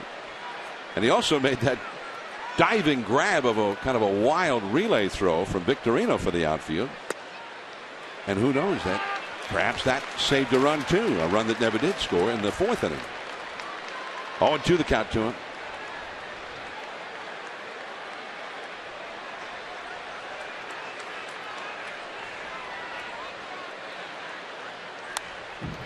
To the screen, still 0-2. Oh, perfectly placed, right above the hands. That's how you take advantage of an 0-2 count. Now, you have to figure that Bogaerts he's going to be a little juiced up tonight, making his debut. Take advantage of it. Throw it out of the strike zone. Let him help you. Guy's making the major league debut. I mean, it's not usually a night where you see a guy have a bunch of walks and good at bats with good eyes. They're hacking. That makes 10 in a row retired by Vogelsong since Nava's doubled in the 3rd. Belt, Posey, Pence coming up.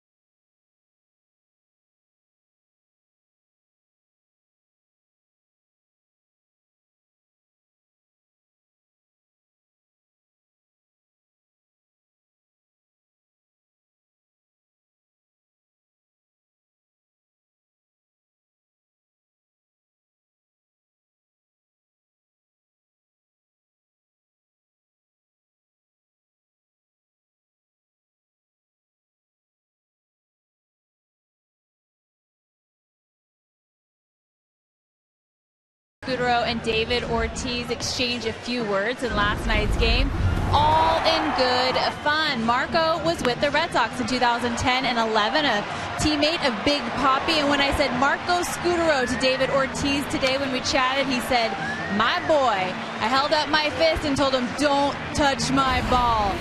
Big Papi had nothing but good things to say about Marco. He said he's a great player, but a better person. He misses him, and he gave him a big, fat hug. That's a quote from Big Papi when he saw Marco Scudero. John, Mike? Big Papi, I don't know how many people I've ever met who Big Papi did not like.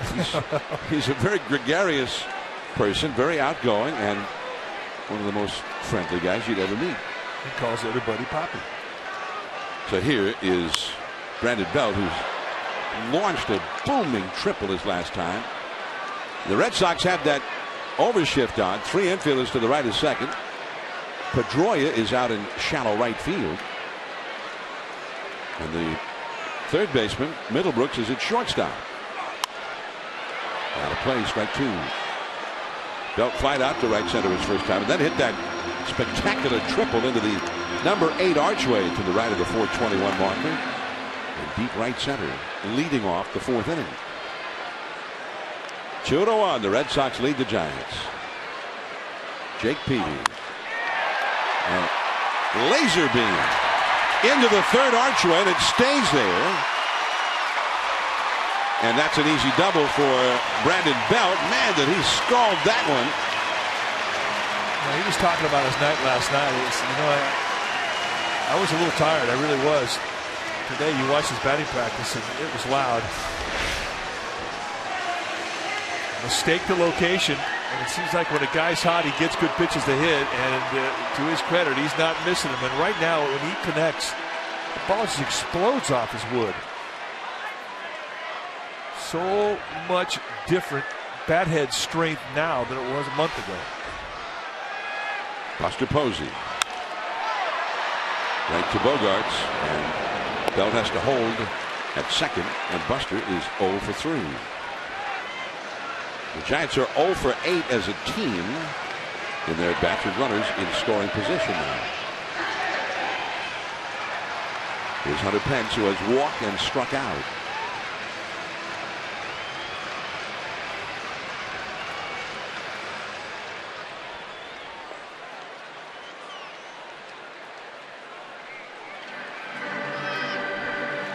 Ross, the catcher, out to talk to Jake Peavy. Dodgers won tonight on the out-of-town scoreboard. 6-4 over the Marlins. Yasiel Puig, who was not in the original lineup. Anyway, a planned day of rest, but then he did not show up on time to the ballpark. And on a meeting with manager Don Mattingly, who announced that he fined him. Going back, Victorino right in front of the Willie Mays wall. Belt, who was halfway, went back to tag up belatedly, but has to hold. 2 down.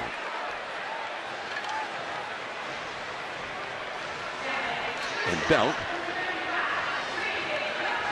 still standing at second base. So, well, he went halfway, but I mean, that once you saw that thing get. And maybe he thought the ball was getting off the wall. I don't know, but he would have thought that was deep enough to where he would have at least been able to get the third. Runners will.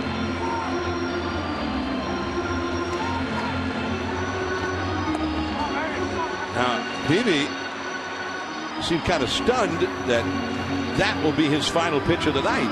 John Farrell is going to remove him here with Crawford, the left-handed hitter, coming up. And he's not happy. So the Red Sox are going to their bullpen.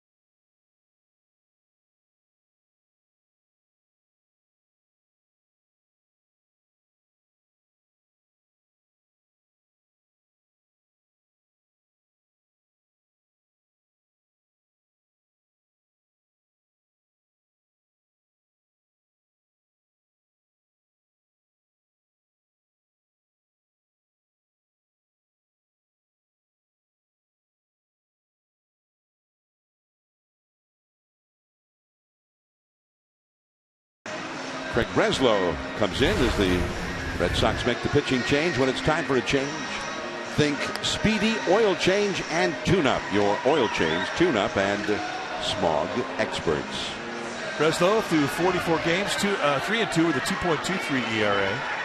You take your bats off him, you're going to see a fastball, and he'll 2 and 4 seam right around 90. He's got a curveball slide and a changeup. If you look at his career, has started 1 game in his professional career. So he has been a guy who's always been out of the pen. There you see the line for Jake Peavy, 5 2/3. Do well, not happy about leaving this one. So it's in the hands of Breslow. Stephen Drew, as part of a double switch, into play short. He'll hit 9th. He'll be due up 2nd in the 9th inning. Off the fists, right to Pedroia. Wow, the Giants are 0 for 10 with runners in scoring position tonight. On to the 7th, Dwayne Kuiper will return from the radio side.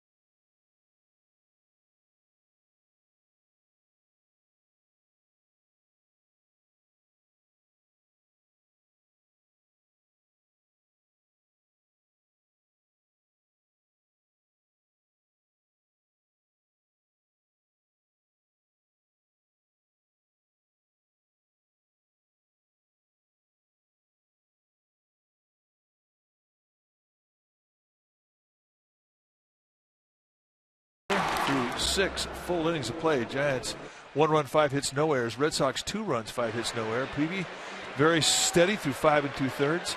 Vogelsong has answered him. He's really ready to ship here. Strong 6 innings. Victorino, a home run in his 8th of the year, a solo shot. Arias a triple, but Giants have stranded a run at third base twice with nobody outs. Anyway, we're in the top of the 7th inning. 2-1 Red Sox. Once again, here's Dwayne Kuiper. So Ross is the hitter. It's no balls and a strike.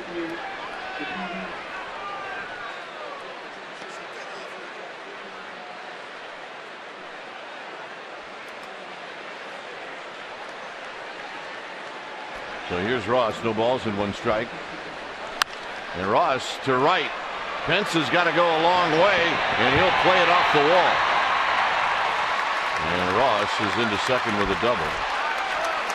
That's the downside to covering Triple's alley. Well, Monday, September 9th is Elvis Presley Tribute Night. The first 20,000 fans to enter the game receive a bullpen rock poster. There's also a special event package for this night. That includes a ticket to the game versus the Rockies and an Elvis Presley Giants bobblehead. Go to sfgiants.com/special events to get this. Remember, you have to get a ticket package to get the Elvis bobblehead. So here's Drew. Drew batting for the first time. Remember, he came in on the double switch.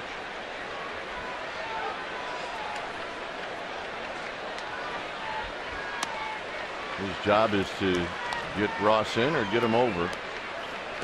Strikeout situation for Vogelsong, and very quickly there's activity in the Giants bullpen. Gene Machi, who just joined the club today, starting to get heated up.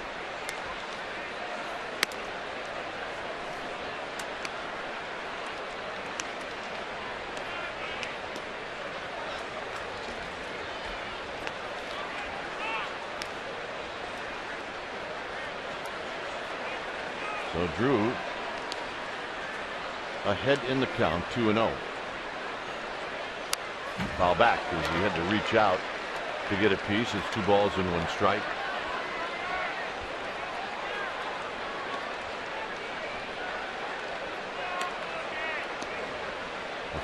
Much Ryan Fulkerson, much like a hitter when he's trying to figure out his swing, he's out there trying to figure out what he's doing out of the stretch. Swing and a miss, 2-2. Change up. Well, I mean, he's basically pulled every trick in his bag tonight, and you know, he's throwing much better now than he was the first couple 2-3 innings. I mean, he started to get a little bit better rhythm as the night wore on, but it really is a testimony to what a veteran pitcher can do, even when he doesn't have his great stuff. It's what he has done tonight.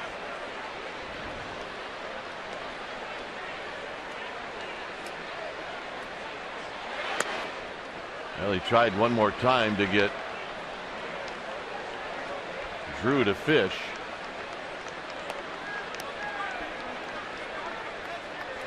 Three balls and 2 strikes.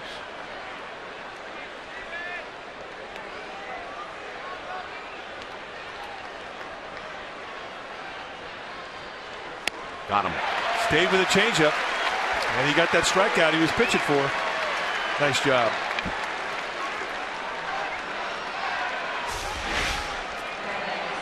Beautiful changeup. See the reach and the swing of J.D. Drew, or Stephen Drew, I beg your pardon. In the family. Here's Ellsbury.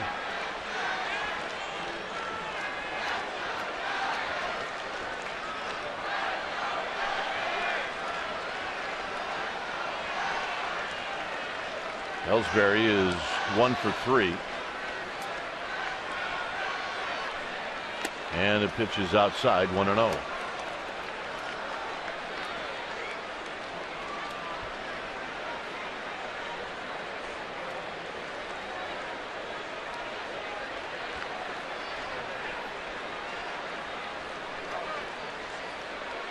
So stepping out is Ellsbury.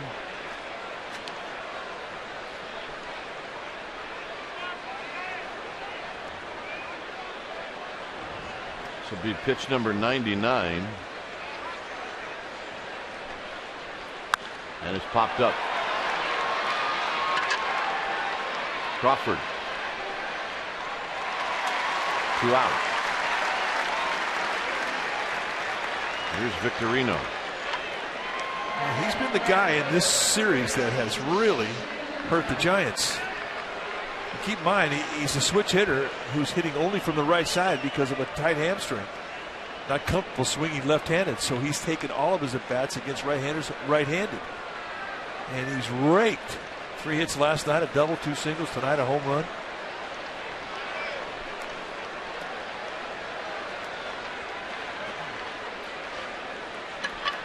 He was retired in his last at-bat on a ground ball to Joaquin Arias. And a first pitch fastball in, and it's 0-1. Well, here was that home run of the 3rd inning. Right at the belt, hits the ambulance. And that is the difference in this game.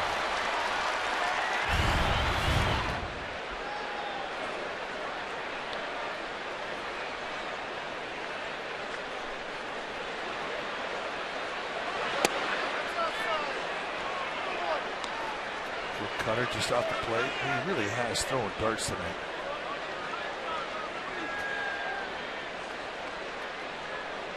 Guy can pitch.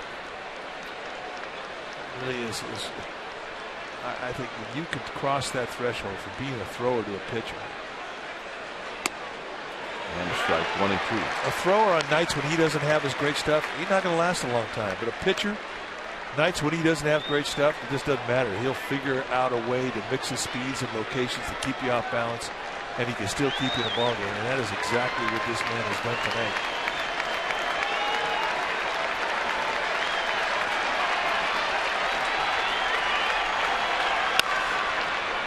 Arias will give ground, and he'll throw him out. So Vogelsong avoids the leadoff double. It'll be Kieschnick to lead things off. Nice pitch.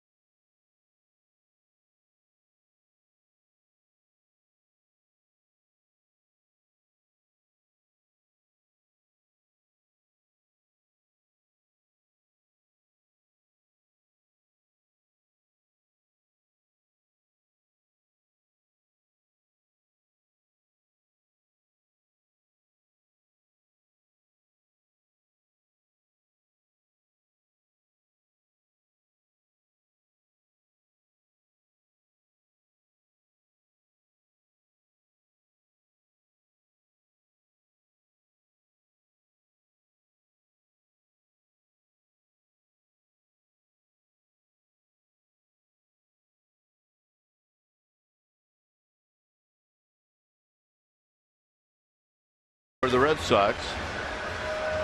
Stay tuned immediately after Giants baseball for Esurance Giants postgame live. Highlights, reaction, and analysis is all coming up right after the game.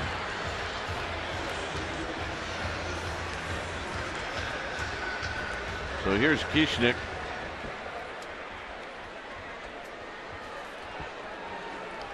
Kieschnick now will face the lefty Breslow, who threw one pitch and retired Crawford.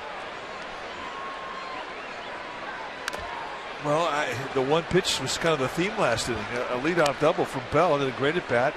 He's out there at second, nobody out. And 3 pitches later, the inning's over. Posey out on one pitch. Pence out on one pitch. Crawford out on one pitch. Now, I don't know if I've ever seen that before. Outside to Kieschnick. It's a ball and a strike.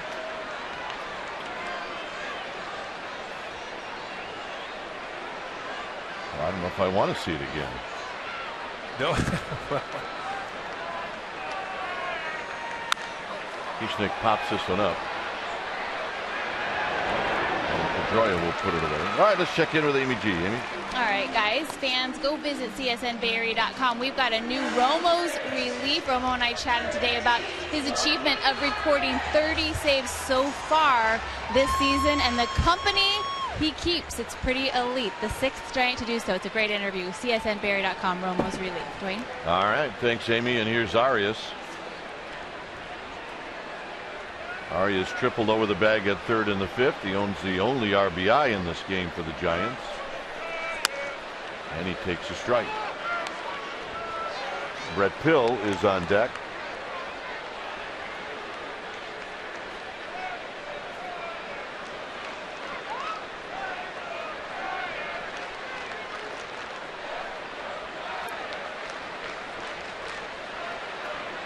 Santiago Casilla finishing off his warm-up throws. Rogasong's night is over. If they're going to give him a chance to win, they need to score some runs this inning.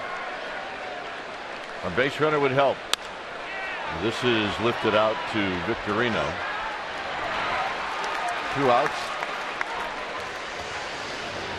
Well, MLB.com at bat is celebrating 5 years as your #1 mobile app for live baseball, available for iPhone, iPad, Android, and BlackBerry 10.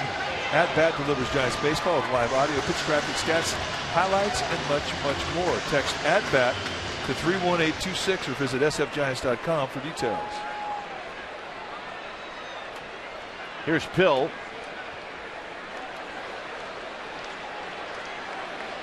Phil hitting with 2 outs and nobody on. And he drives it into left center field. Hit very well. On the move is Nava, but it's going to be Ellsbury in the gap who makes the catch to end the inning. Not in this yard. It remains 2-1 the Red Sox.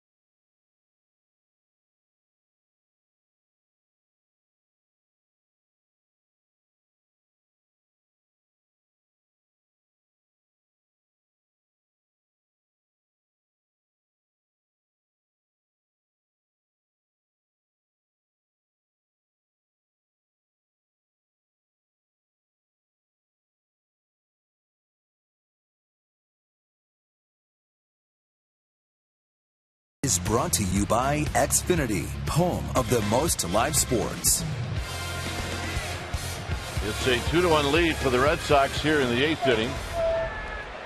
When it's time for a change, think Speedy oil change and tune-up. The oil change tune-up for the smog expert. Santiago Casilla coming in now for the 37th time. 5-2 with a 1.95 ERA. Solid season. Again, old reliable.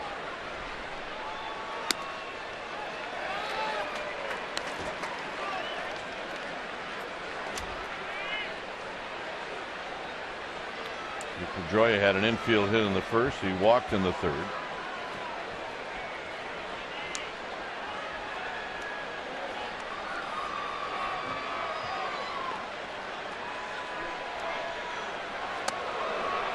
And that pitch is up high. It's 1 ball and 1 strike.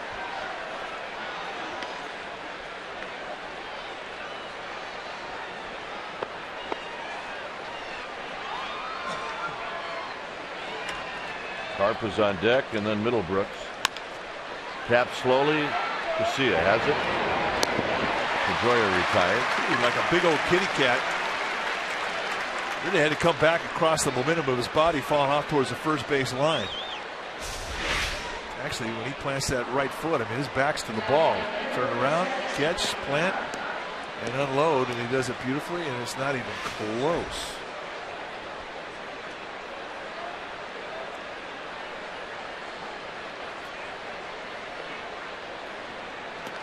So here's Carp. Carp is 0 for 2. He had a sacrifice fly in the first.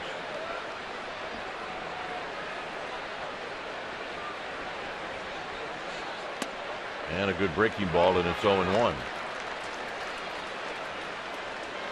Junichi Tazawa, the setup man for the Red Sox, and their bullpen getting heated up. He will pitch the 8th inning.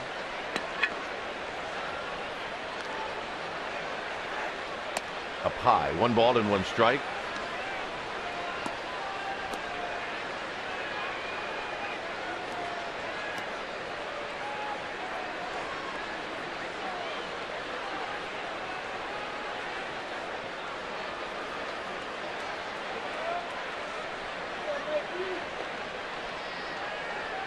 Casilla wants the changeup.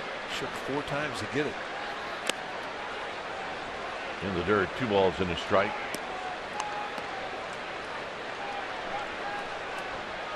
I always see guys come out of the bullpen with 4 or 5 different pitches, and Casilla is one of those guys. When we first saw him, 2-pitch guy, 4-seam fastball, slider, rip and rip. 3-1.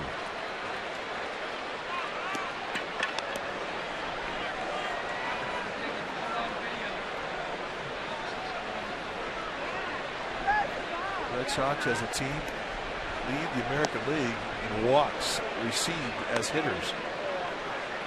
Gives you an idea of just how patient they are and how well they know that strike zone.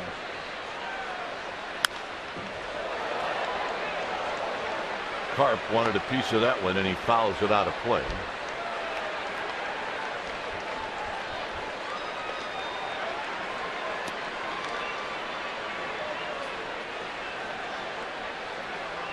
So it's 3-2.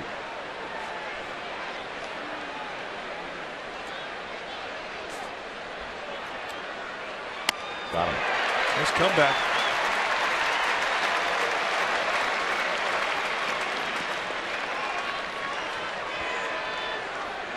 Karp trying to figure out how he missed that. It was a 95-mile-an-hour fastball.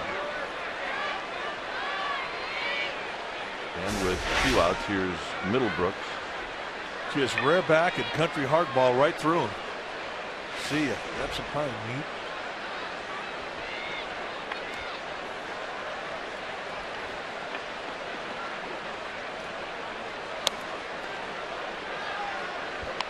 One and 0 to Middlebrooks. The Red Sox only 1 hit since the 3rd inning, and that was the Ross double to lead off the 7th. That's how good Vogelsong got as the game went along.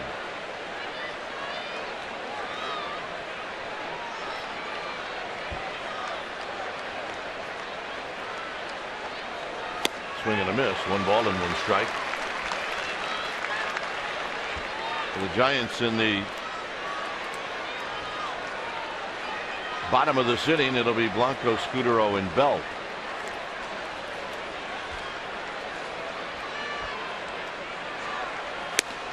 One and 2. Tell you what, that's a quick little cutter. 90 mile an hour. There's a little snap to it on the end, and he's putting it in an absolutely perfect place. We really have seen a lot of really great pitching tonight to location and everybody in this game.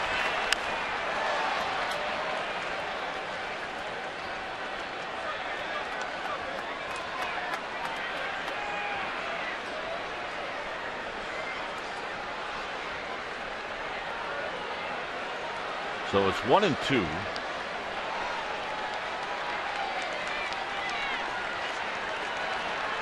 Nava would hit if Middlebrooks reaches here in the 8th. You can see it trying to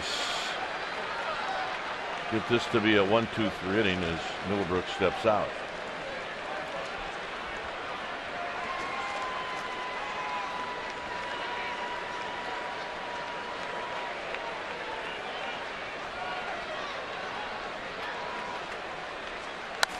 Out of play. I suppose he wanted that pitch off the outside corner.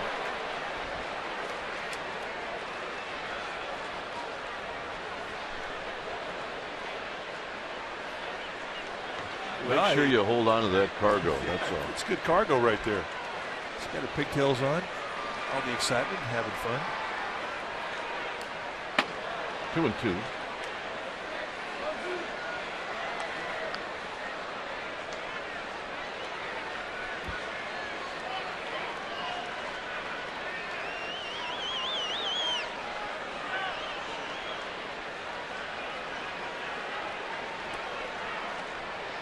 It's number 16 in the inning coming up for Casilla.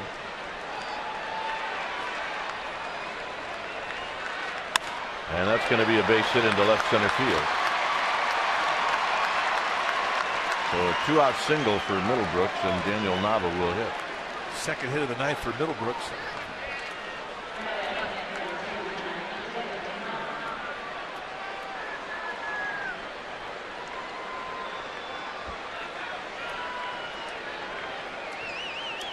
Nava had an impressive double back in the 3rd inning.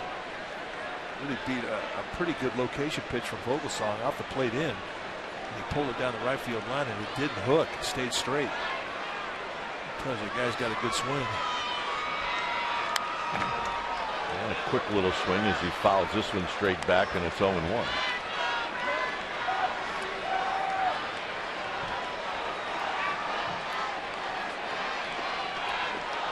Javier Lopez very quickly heading down to the Giants bullpen. And he got the red alert. And you can see why. David Ortiz chalking up.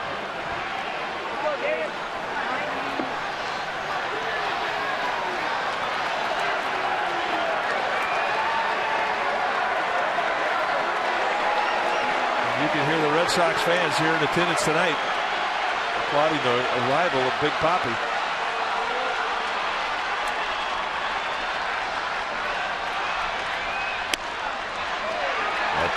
Nothing in 2.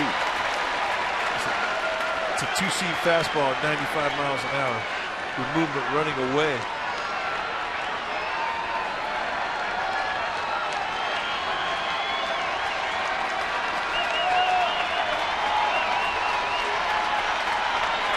And Posey wants the elevator fastball up high.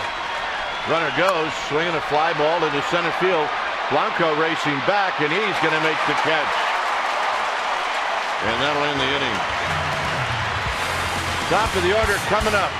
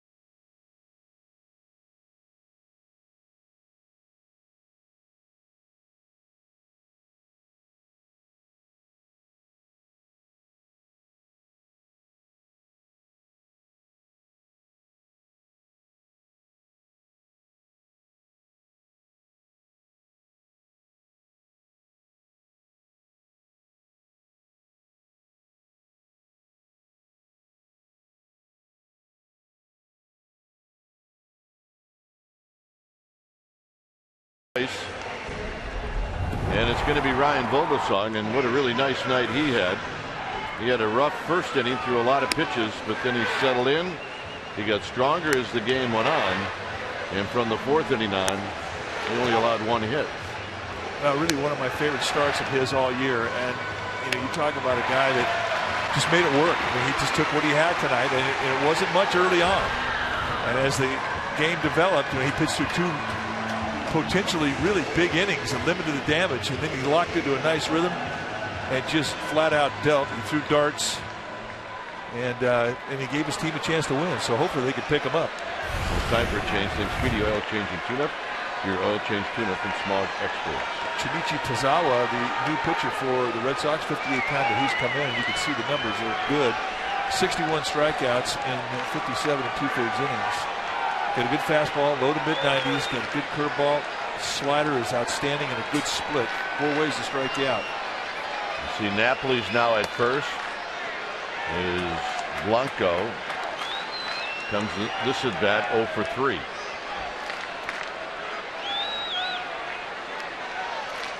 Scudero on deck, and then Belt.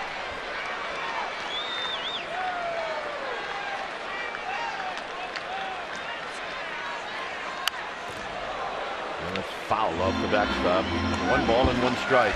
That's it. 94.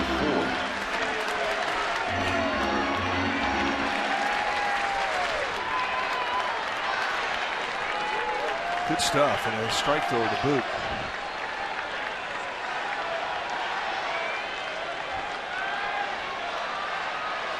One and 1 to Blanco.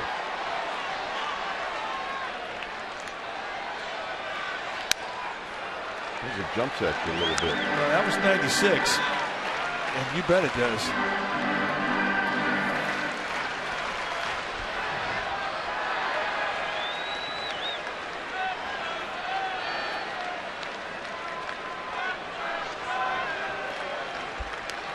Two balls and a strike.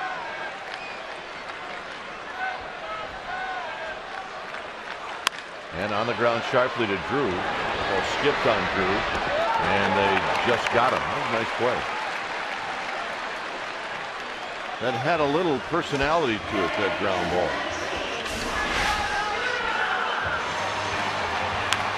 Well, he's going to put some speed on the play. The ball catches a little bit off balance, but quickly sets his feet. That's why you have to have a great arm as a shortstop, going all the way across the field and easily nail down speed. And in the end, he gets him by a half step. Nice pick. So here's Scudero.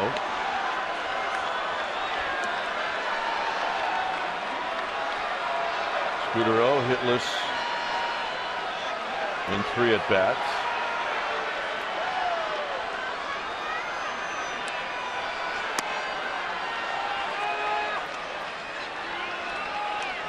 Belt to follow.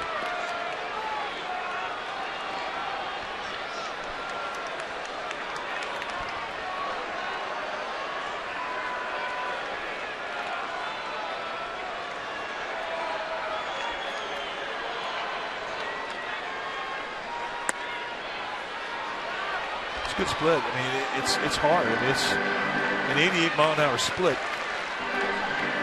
but he's got identical arm action to that of the fastball. I mean, and that's the deception. And you get so concerned about the split, the fastball, you forget about the slider, and it's a good one.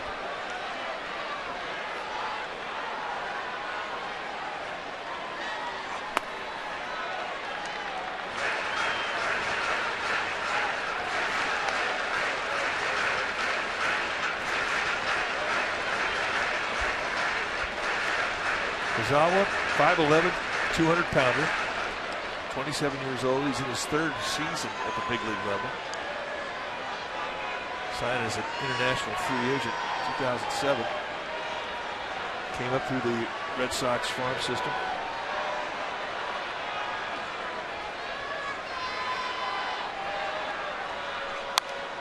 Scudero shoots this one into the club level, and it remains 1-2. And the Giants need a baseman, a guy they'd like to have Scudero knock one out of the park.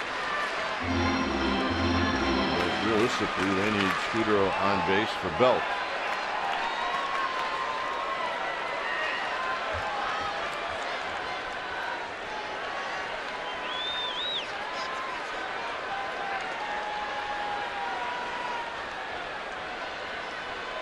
Well, the 1-2 pitch, here it is to Scudero, and Scudero just laces it into right field. And Victorino had thoughts, didn't he? He had thoughts of trying to make a play at first base. Had he been able to field that one hop cleanly, he would have given a throw to Napoli at first. See the 2-hopper, it handcuffed him a little bit. You can play it shallow anyway, but he's charging hard. He's looking with his arm, not afraid to show it off. So Bruce Bochy gets what he wants. A runner on with Belt in the box. Well, Belt has had a good night. He's tripled, he's doubled.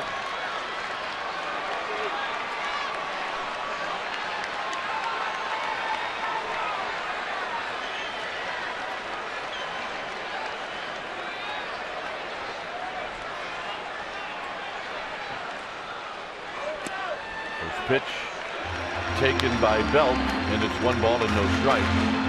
Romo is now up, joins Gene Machi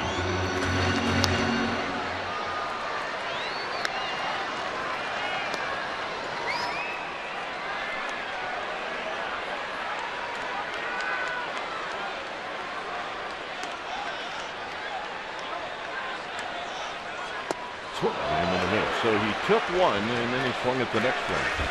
Yeah, he had count leverage, sitting on a 1-0 count. And I think he identified that split as a fastball for a long time before it bottomed out on him.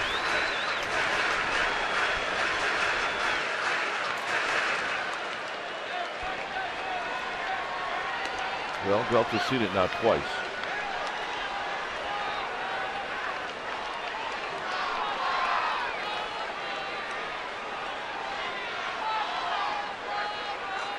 Belt fouls it out of play. He got a fastball. They sent that target away too. That was a mistaken location. That was the pitch. That's one you'd like to see again. See the target in the outside corner comes across the plate. It's the one. I've missed many of late. But what he has also done well of late is hit well in 2-strike situations.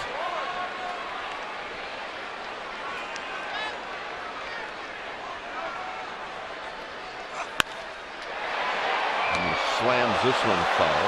That's an athlete right there. Billy Hayes. Makes it look easy. Not a problem. He had to have been thinking, I hear this one coming. All right, look out, Billy. We got it. It's all good. You can catch balls from any direction.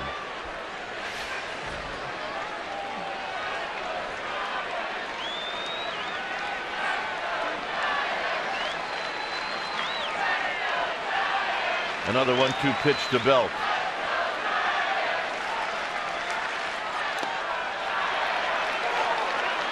Ross kept it close enough where Scudero couldn't take the risk.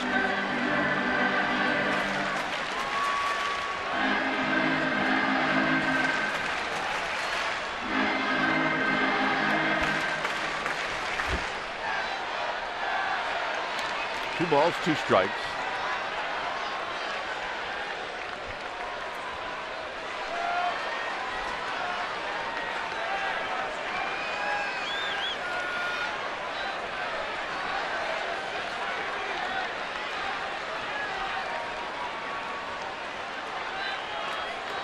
And the pitch. And Belt pulls it foul. Split. Got that split up just a little bit.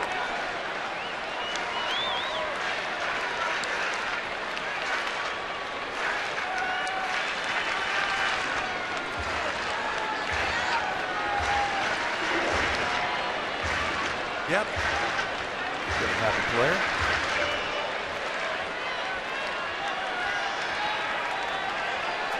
Two and two. Junior's happy, so is the old man. And that's a fact. Fixing the split. Belt rolls this one, and it's going to kick foul. So Belt has given every pitcher a battle tonight. Stay tuned for the post-game wrap. That's going to come up after the game. Mike will also talk about the game with Matt tomorrow morning on KMBR 680. Murph on vacation.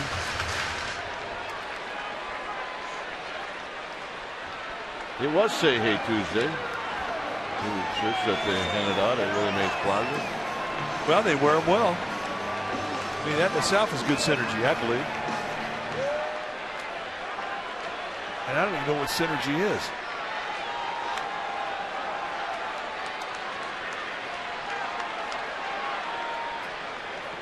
It's a ball in the gap. 2 balls and 2 strikes. But I'm all for it.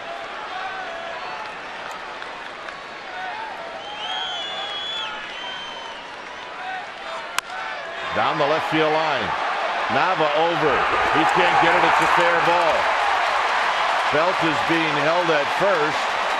And the Giants with runners at first and third with 1 out. And how about that at bat?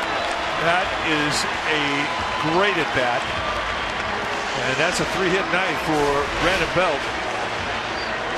It's a guy he's never seen before. He's got 4 ways to strike out. He fights off a lot of fuzz, stays alive, finally gets a mistake up, stays inside it, rifles it down the left field line. And how fair was it? the bunch. Nava saved the run here. He did. Nice play from Nava. They not only saved the run, but keep Belt at first.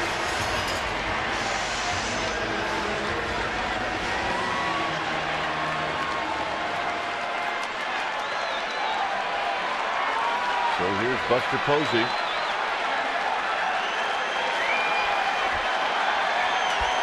Straightaway defense in the outfield, straightaway defense in the infield.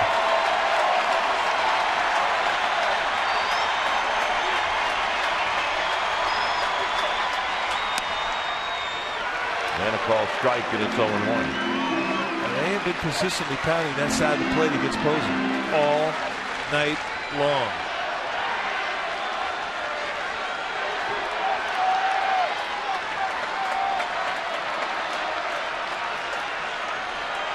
Napoli holding on. Belt.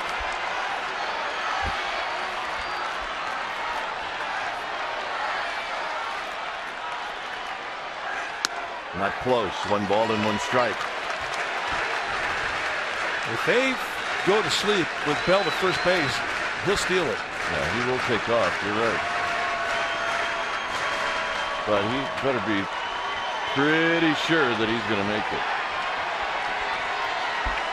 See the Giants, their numbers tonight with runners in scoring position.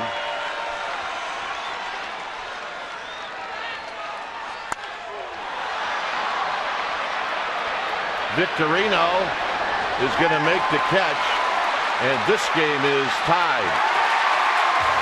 Oh, that was therapeutic. That was one of the finest foul balls I've ever seen hit. That's the at-bat they've been looking for all night long, and they finally get it here. And we got a brand new ball game.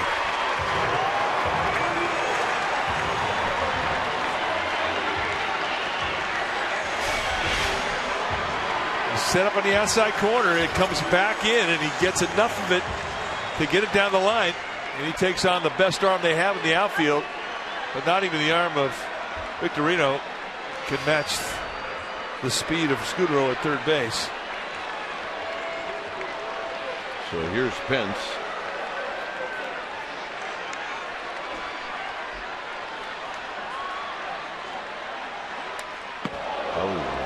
Threw that completely away from the target, and Hunter Pence jumped all over it. Well, Tazawa has really made some location mistakes.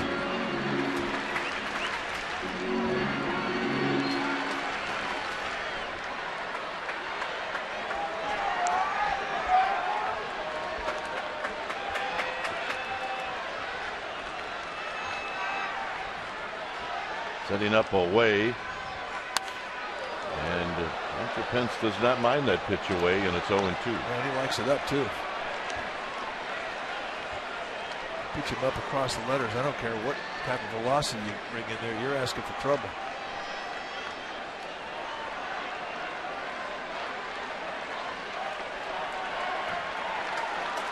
Two and 2, or make it 0-2.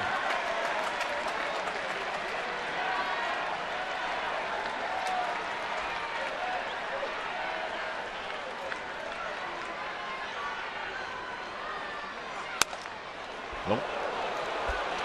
Trying to shave that outside corner, and it has been there to take. I mean, we've seen a lot of outside corner strikes tonight. Not that time.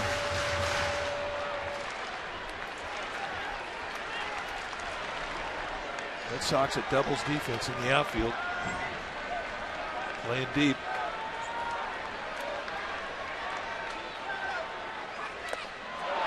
And Pence on the split. Strikes out to end the inning. Giants tie it up. 9th inning coming up.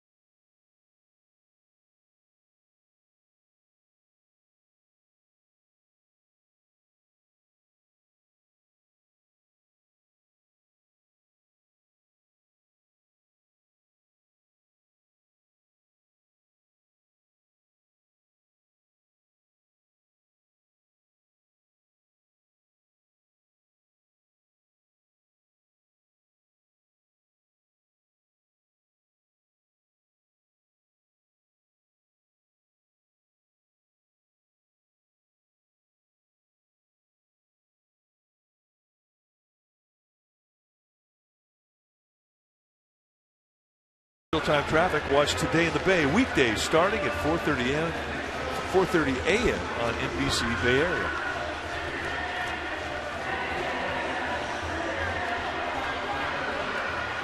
Yeah, these guys got it going. 2-2. We're in the top of the ninth. We have a new pitcher. When it's time for a change, think Speedy oil change and tune-up. Your oil change tune-up and Smog Expert. So Sergio Romo, the Giants closer, 30 saves this year. It tells you he's had a great season. This is not a save-up, obviously. But he'll try and keep things right at 2-2 and give his team a chance to win at the bottom of the ninth. So it'll be Napoli.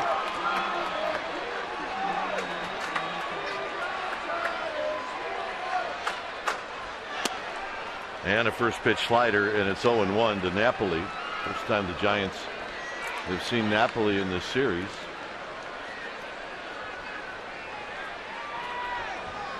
Oh. 15 home runs, 69 driven in.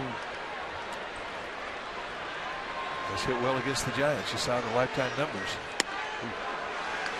Napoli, lots and lots of power, but he will strike out. He's got 158 strikeouts on the year and 411 at bats. That's a lot. But don't expect to see a lot of two-strike adjustment. He is going to wheel and fire.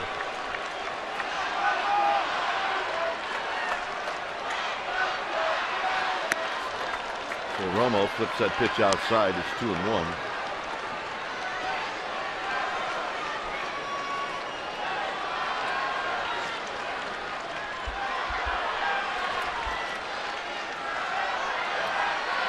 The animated Mr. Ortiz holding court. Red Sox dugout.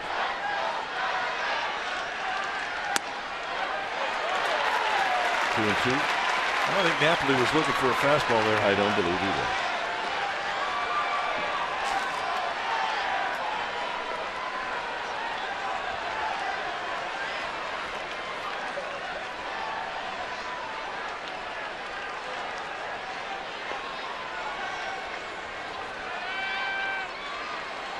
Two-two pitch.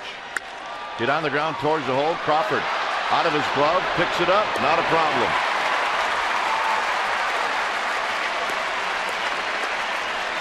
Well, two things going for him. Number one, he knew he had time. Napoli doesn't run that well. Number two, he's got a cannon. It's nice when you have a friendly baseball that hangs around your throwing hand.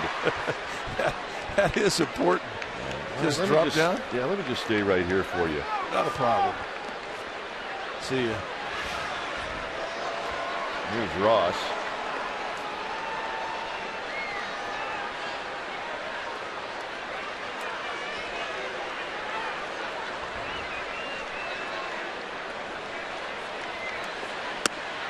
Ross takes a strike. Ross is scary. Look at his numbers, 185 on the year, but he has got plenty of pop, and he's like Napoli. In a game like this, he's going to try and leave Earth.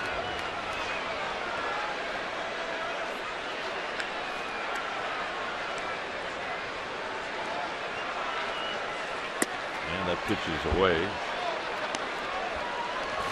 Ross has never faced Romo.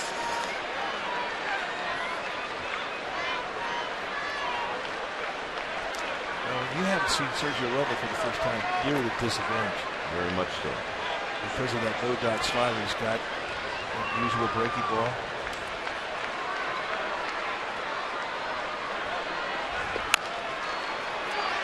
Romo will take his time. 2 out. And Drew will be the hitter.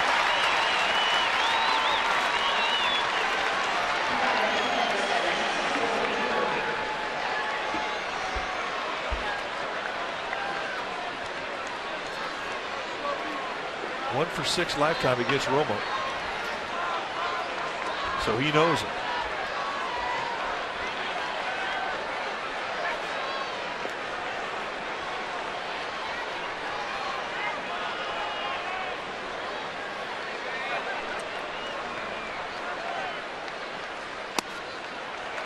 And he places a 86-mile-an-hour fastball in there for a strike. Vogelsong struck out drew in the 7th inning. It was one of the bigger outs in the game for Vogelstrom. As this is hit on the ground to Arias. And they'll end the inning. Nice job by Romo. 3 ground balls. And now the Giants can try to win it. It's a 2-2 ball game.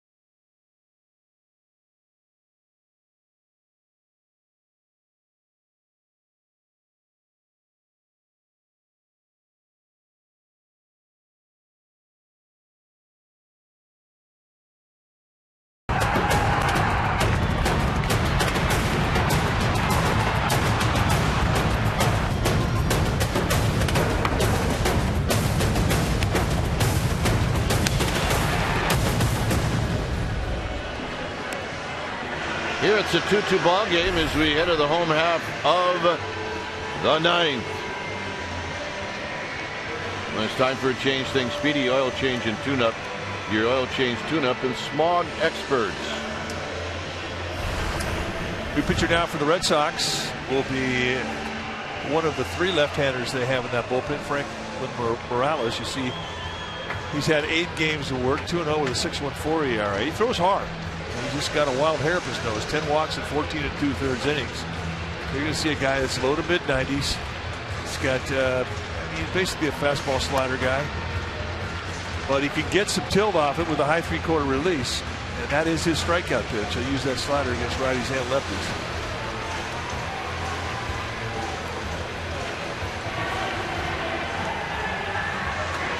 So here's Crawford.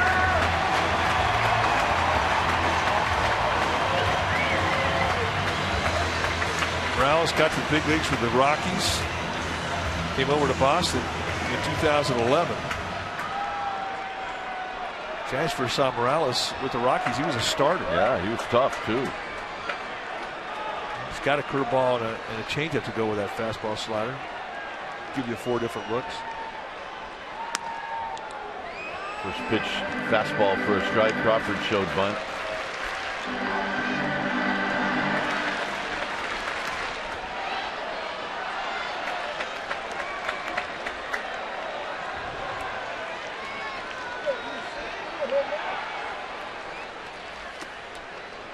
Crawford 0 for 3. Breslow,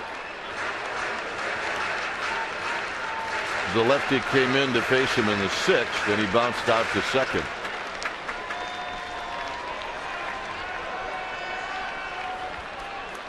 Been a kind of a tough year for Morales. He's been on the disabled list twice. A pec injury, a lower back injury.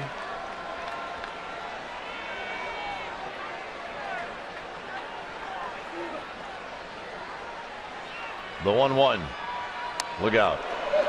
2 balls and 1 strike. I can hear Frank Robinson yelling at me right now. Take one for the team.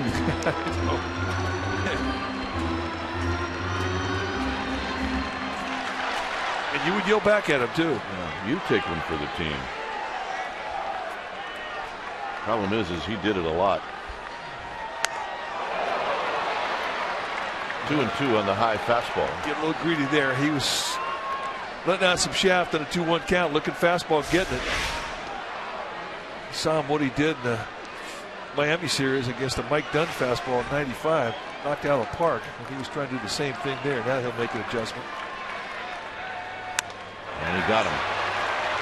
94 to him above the hands. Nice pitch. All right, Giants and Red Sox tomorrow. Pregame live will start at noon.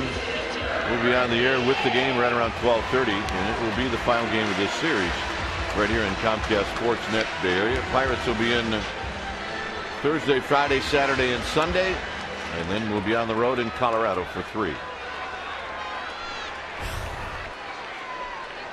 Kishnick is 2 for 3.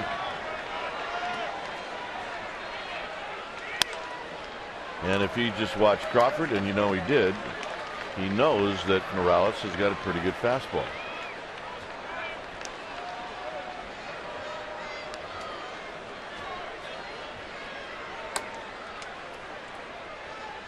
Outside 2-0.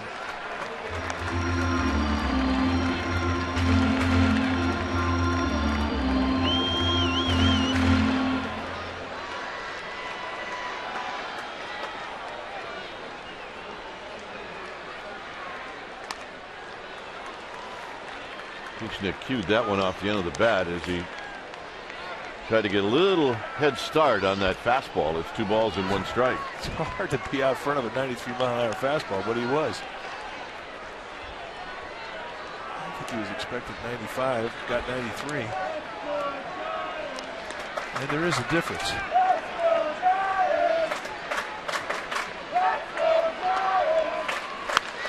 Into left center field.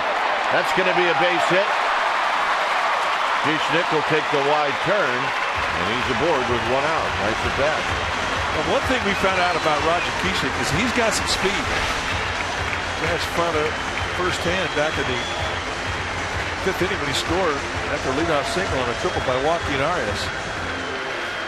But with him being on base right now and the 1-out single, a capper here, and he'll have a chance to score.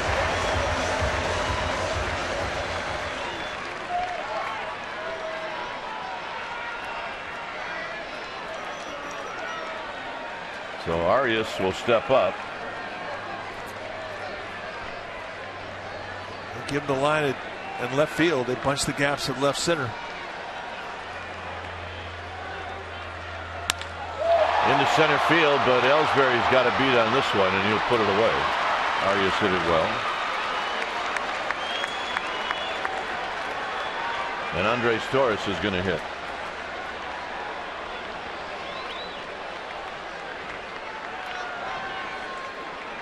And you can see Brian Villarreal heading down to the Red Sox bullpen.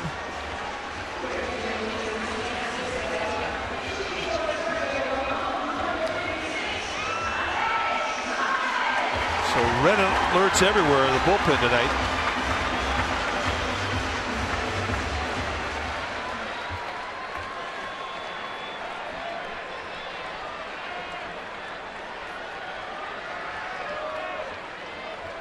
So here's Torres.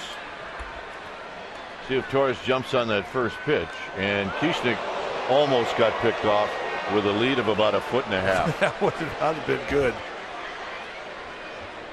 You can see the sigh of relief now. Roberto Kelly just said, if you get picked off, it is my job. I mean, he was leaning back.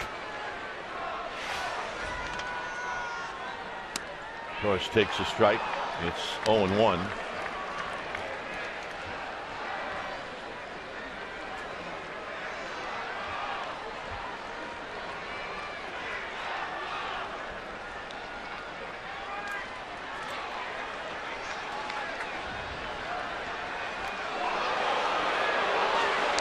He almost got him again.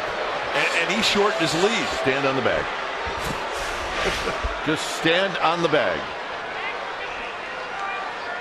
I mean, that is really close to a balk from Morales' perspective. Yeah, I'm not saying that to make fun of Keith. I've done it.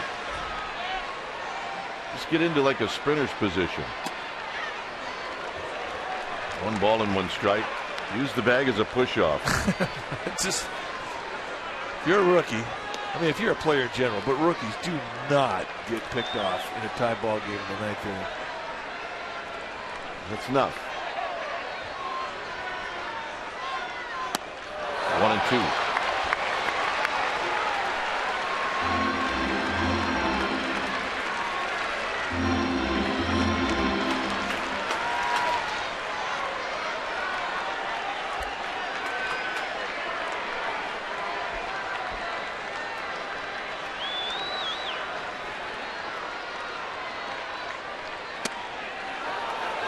Trying to cut 94 on that inside corner just a little miss, but good pitch though. I mean, if you throw that pitch, you're saying if I'm going to miss, I'm going to miss off the plate inside. That's exactly where he missed with it.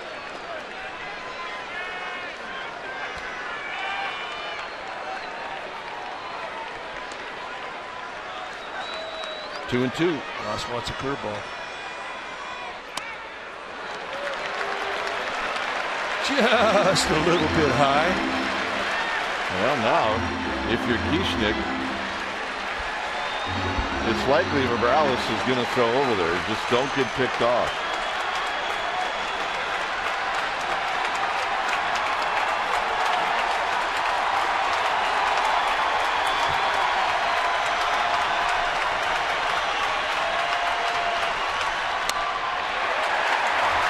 So Hector Sanchez is going to hit.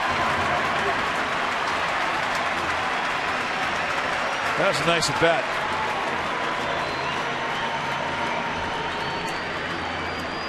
And this is the beauty of being a switch hitter and a pinch hit roll. Yeah, back to back switch hitters. This was the hit on Thursday. This gave the Giants the lead when it looked like it was over. Second Decker.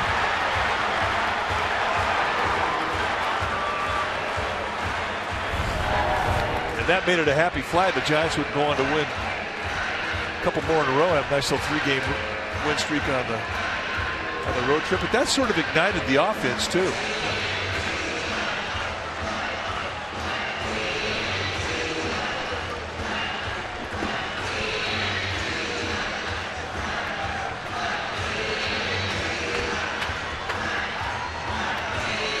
Again, to set the outfield for you. Nava in left and Ellsbury in center. They don't have great arms. I mean, they're average arms at best. The best arm is in right field with Shane Victorino. You've got good speed with Kieschnick at second base.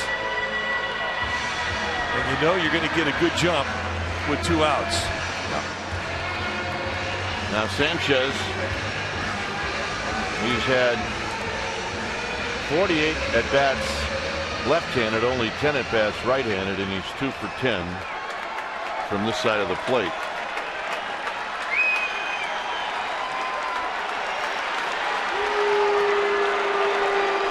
Not sure what this visit is about.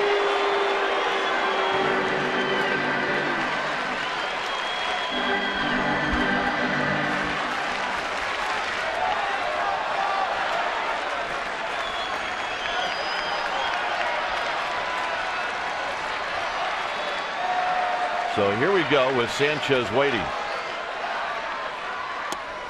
And a curveball for a strike, and it's 0-1. That's a nice first pitch. Not really up there to look for it. So Morales getting a quick advantage, dropping that thing in the strike zone. Lowers it just a little bit for Mike Everett, and a nice reception there from Ross to stick it.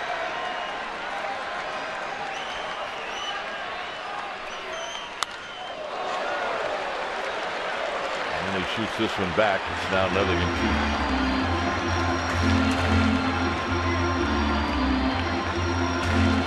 Pablo Sandoval, the only position player left on the bench for Bruce Bochy. It's 0-2.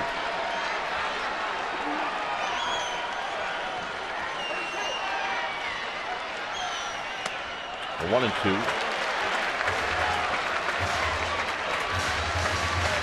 He's just changing sightlines right there. I mean, that fastball up and away doesn't do anything else. Just get your eye to look high. And then it does set up a ball in the dirt, a big curveball in the dirt.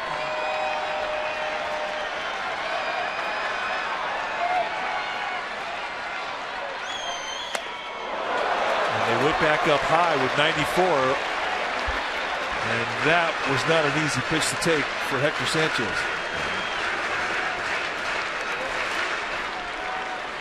Scudero. Kushnick with good speed at second. 2-2 to Sanchez.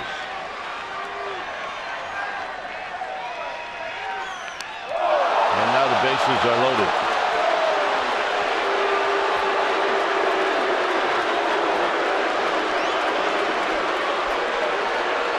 Mark Kuzmek going to come out and take a look. I'm not sure where in the hand it hit him.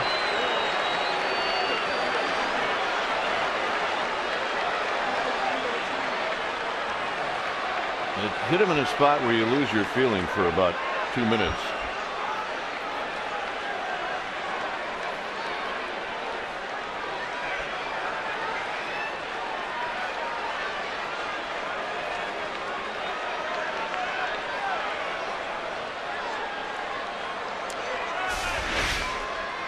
.94-mile-an-hour cut fastball just boring right in on me. Had nowhere to go, and it got him right on the back of the wrist. That's the left hand area right above the hand on the wrist. And yeah, you've been there, partner. I caught it. Yeah, I just threw it back to him. Well, we're going to get a pitching change as John Farrell's coming out. The bases are loaded. When it's time for a change, think Speedy. Oil change and tune-up.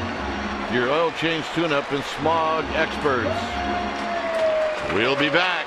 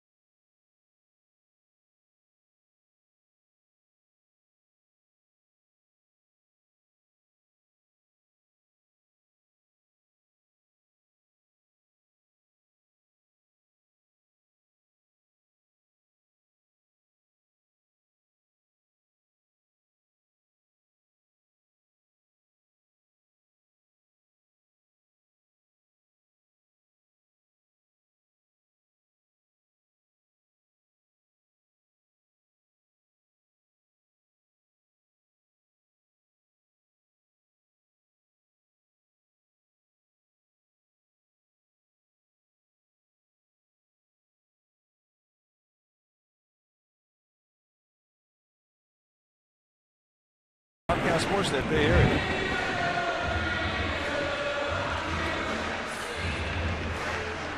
It's a 2-2 ball game.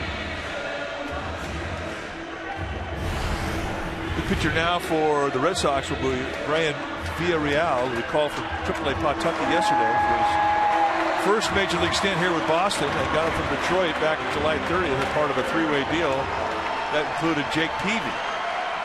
Our first look at him. A little mid-90s fastball and a slider is what I've seen from him.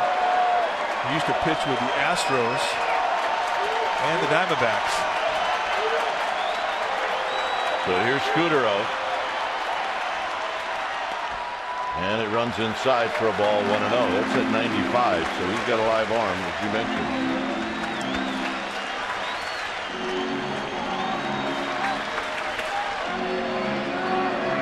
With the bases loaded, 317. Yeah, it'll be interesting to see if Scudero takes a pitch or takes a strike.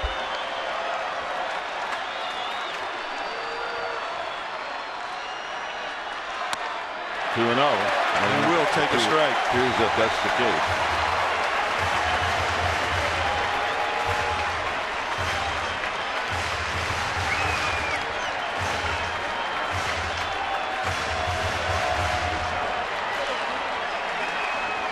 every pitch you cannot get in the strike zone, it gets harder to throw in the strike zone.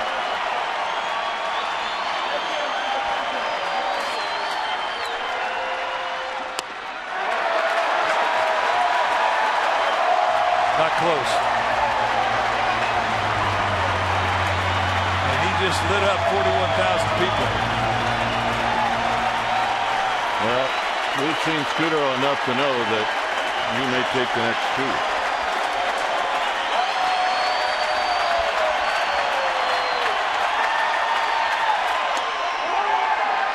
And that's the ball game. Mark Everett called it outside, and the game's over.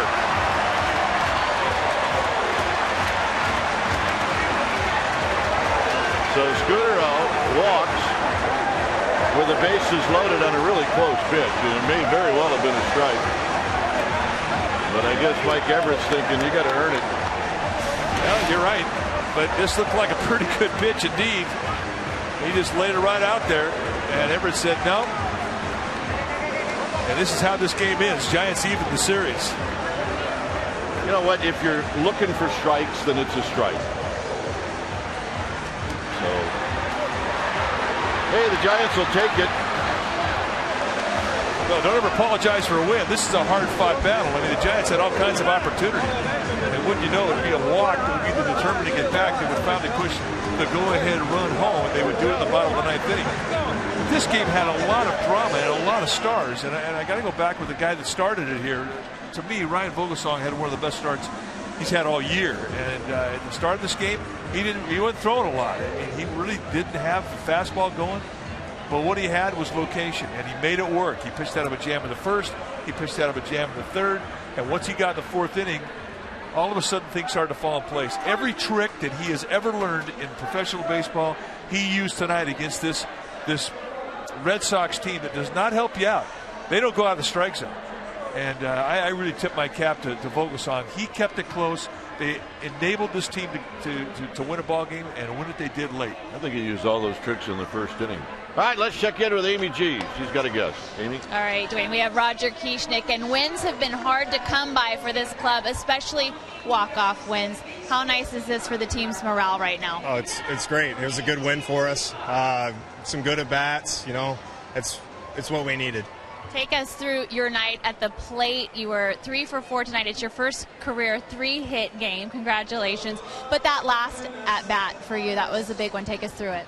Yeah, you know, it's against a lefty, you know, a tough pitcher, and you know, I was able to get a good pitch to hit and do something with it. We've seen what happens to most rookies that come up happen to you, where you come up, you're hot at first, and then pitchers make adjustments to you. What adjustments now are you trying to make to, you know, get back on track and in your groove at the plate? You know, that's just baseball. You're going to have to make adjustments throughout the year, and you know, they were pitching me a certain way, so I have to adjust to them. So it's kind of like a cat and mouse game, and you know, it's the way it's going to be. Ryan Vogelsong played a little chess tonight on the mound after a rough first inning for him. He came back strong. At one point, he retired 10 batters in a row, put you guys in a position to win. What did you see from him tonight? Oh, he pitched great. You know, he's been pitching great for a while now, and you know, that was good to see. And a very good bounce-back win for the Giants. Thank you. Roger Kieschnick, Dwayne, and Mike, let's get it up to you. Thanks, Roger, and thanks, Amy. And, hey, the Giants now have a chance to win the series tomorrow, and you can only do that by playing well tonight and winning. And you really got to tip your cap to, you mentioned Ryan Vogelsong, but also a guy that had a great night tonight, and that was Brandon Bell. Brandon Bell, a 3-hit night, and every at-bat that he had just got better. And the base hit he had that allowed the Giants to get into a one-run rally that tied this ball game up in the 8th inning. That was one of the best at-bats he's had all year. So, I mean, I think the Giants were embarrassed the way they played last night. They came back tonight. They played this Red Sox team tough, and they even in the series. Now they have a chance to win it tomorrow. And we'll be here. Yes, we will. All right, final score. It's the Giants 3 and the Red Sox 2. Esurance Giants postgame live with interviews, and the wrap is coming up. But first, let's go to the Sportsnet Central studio for an update.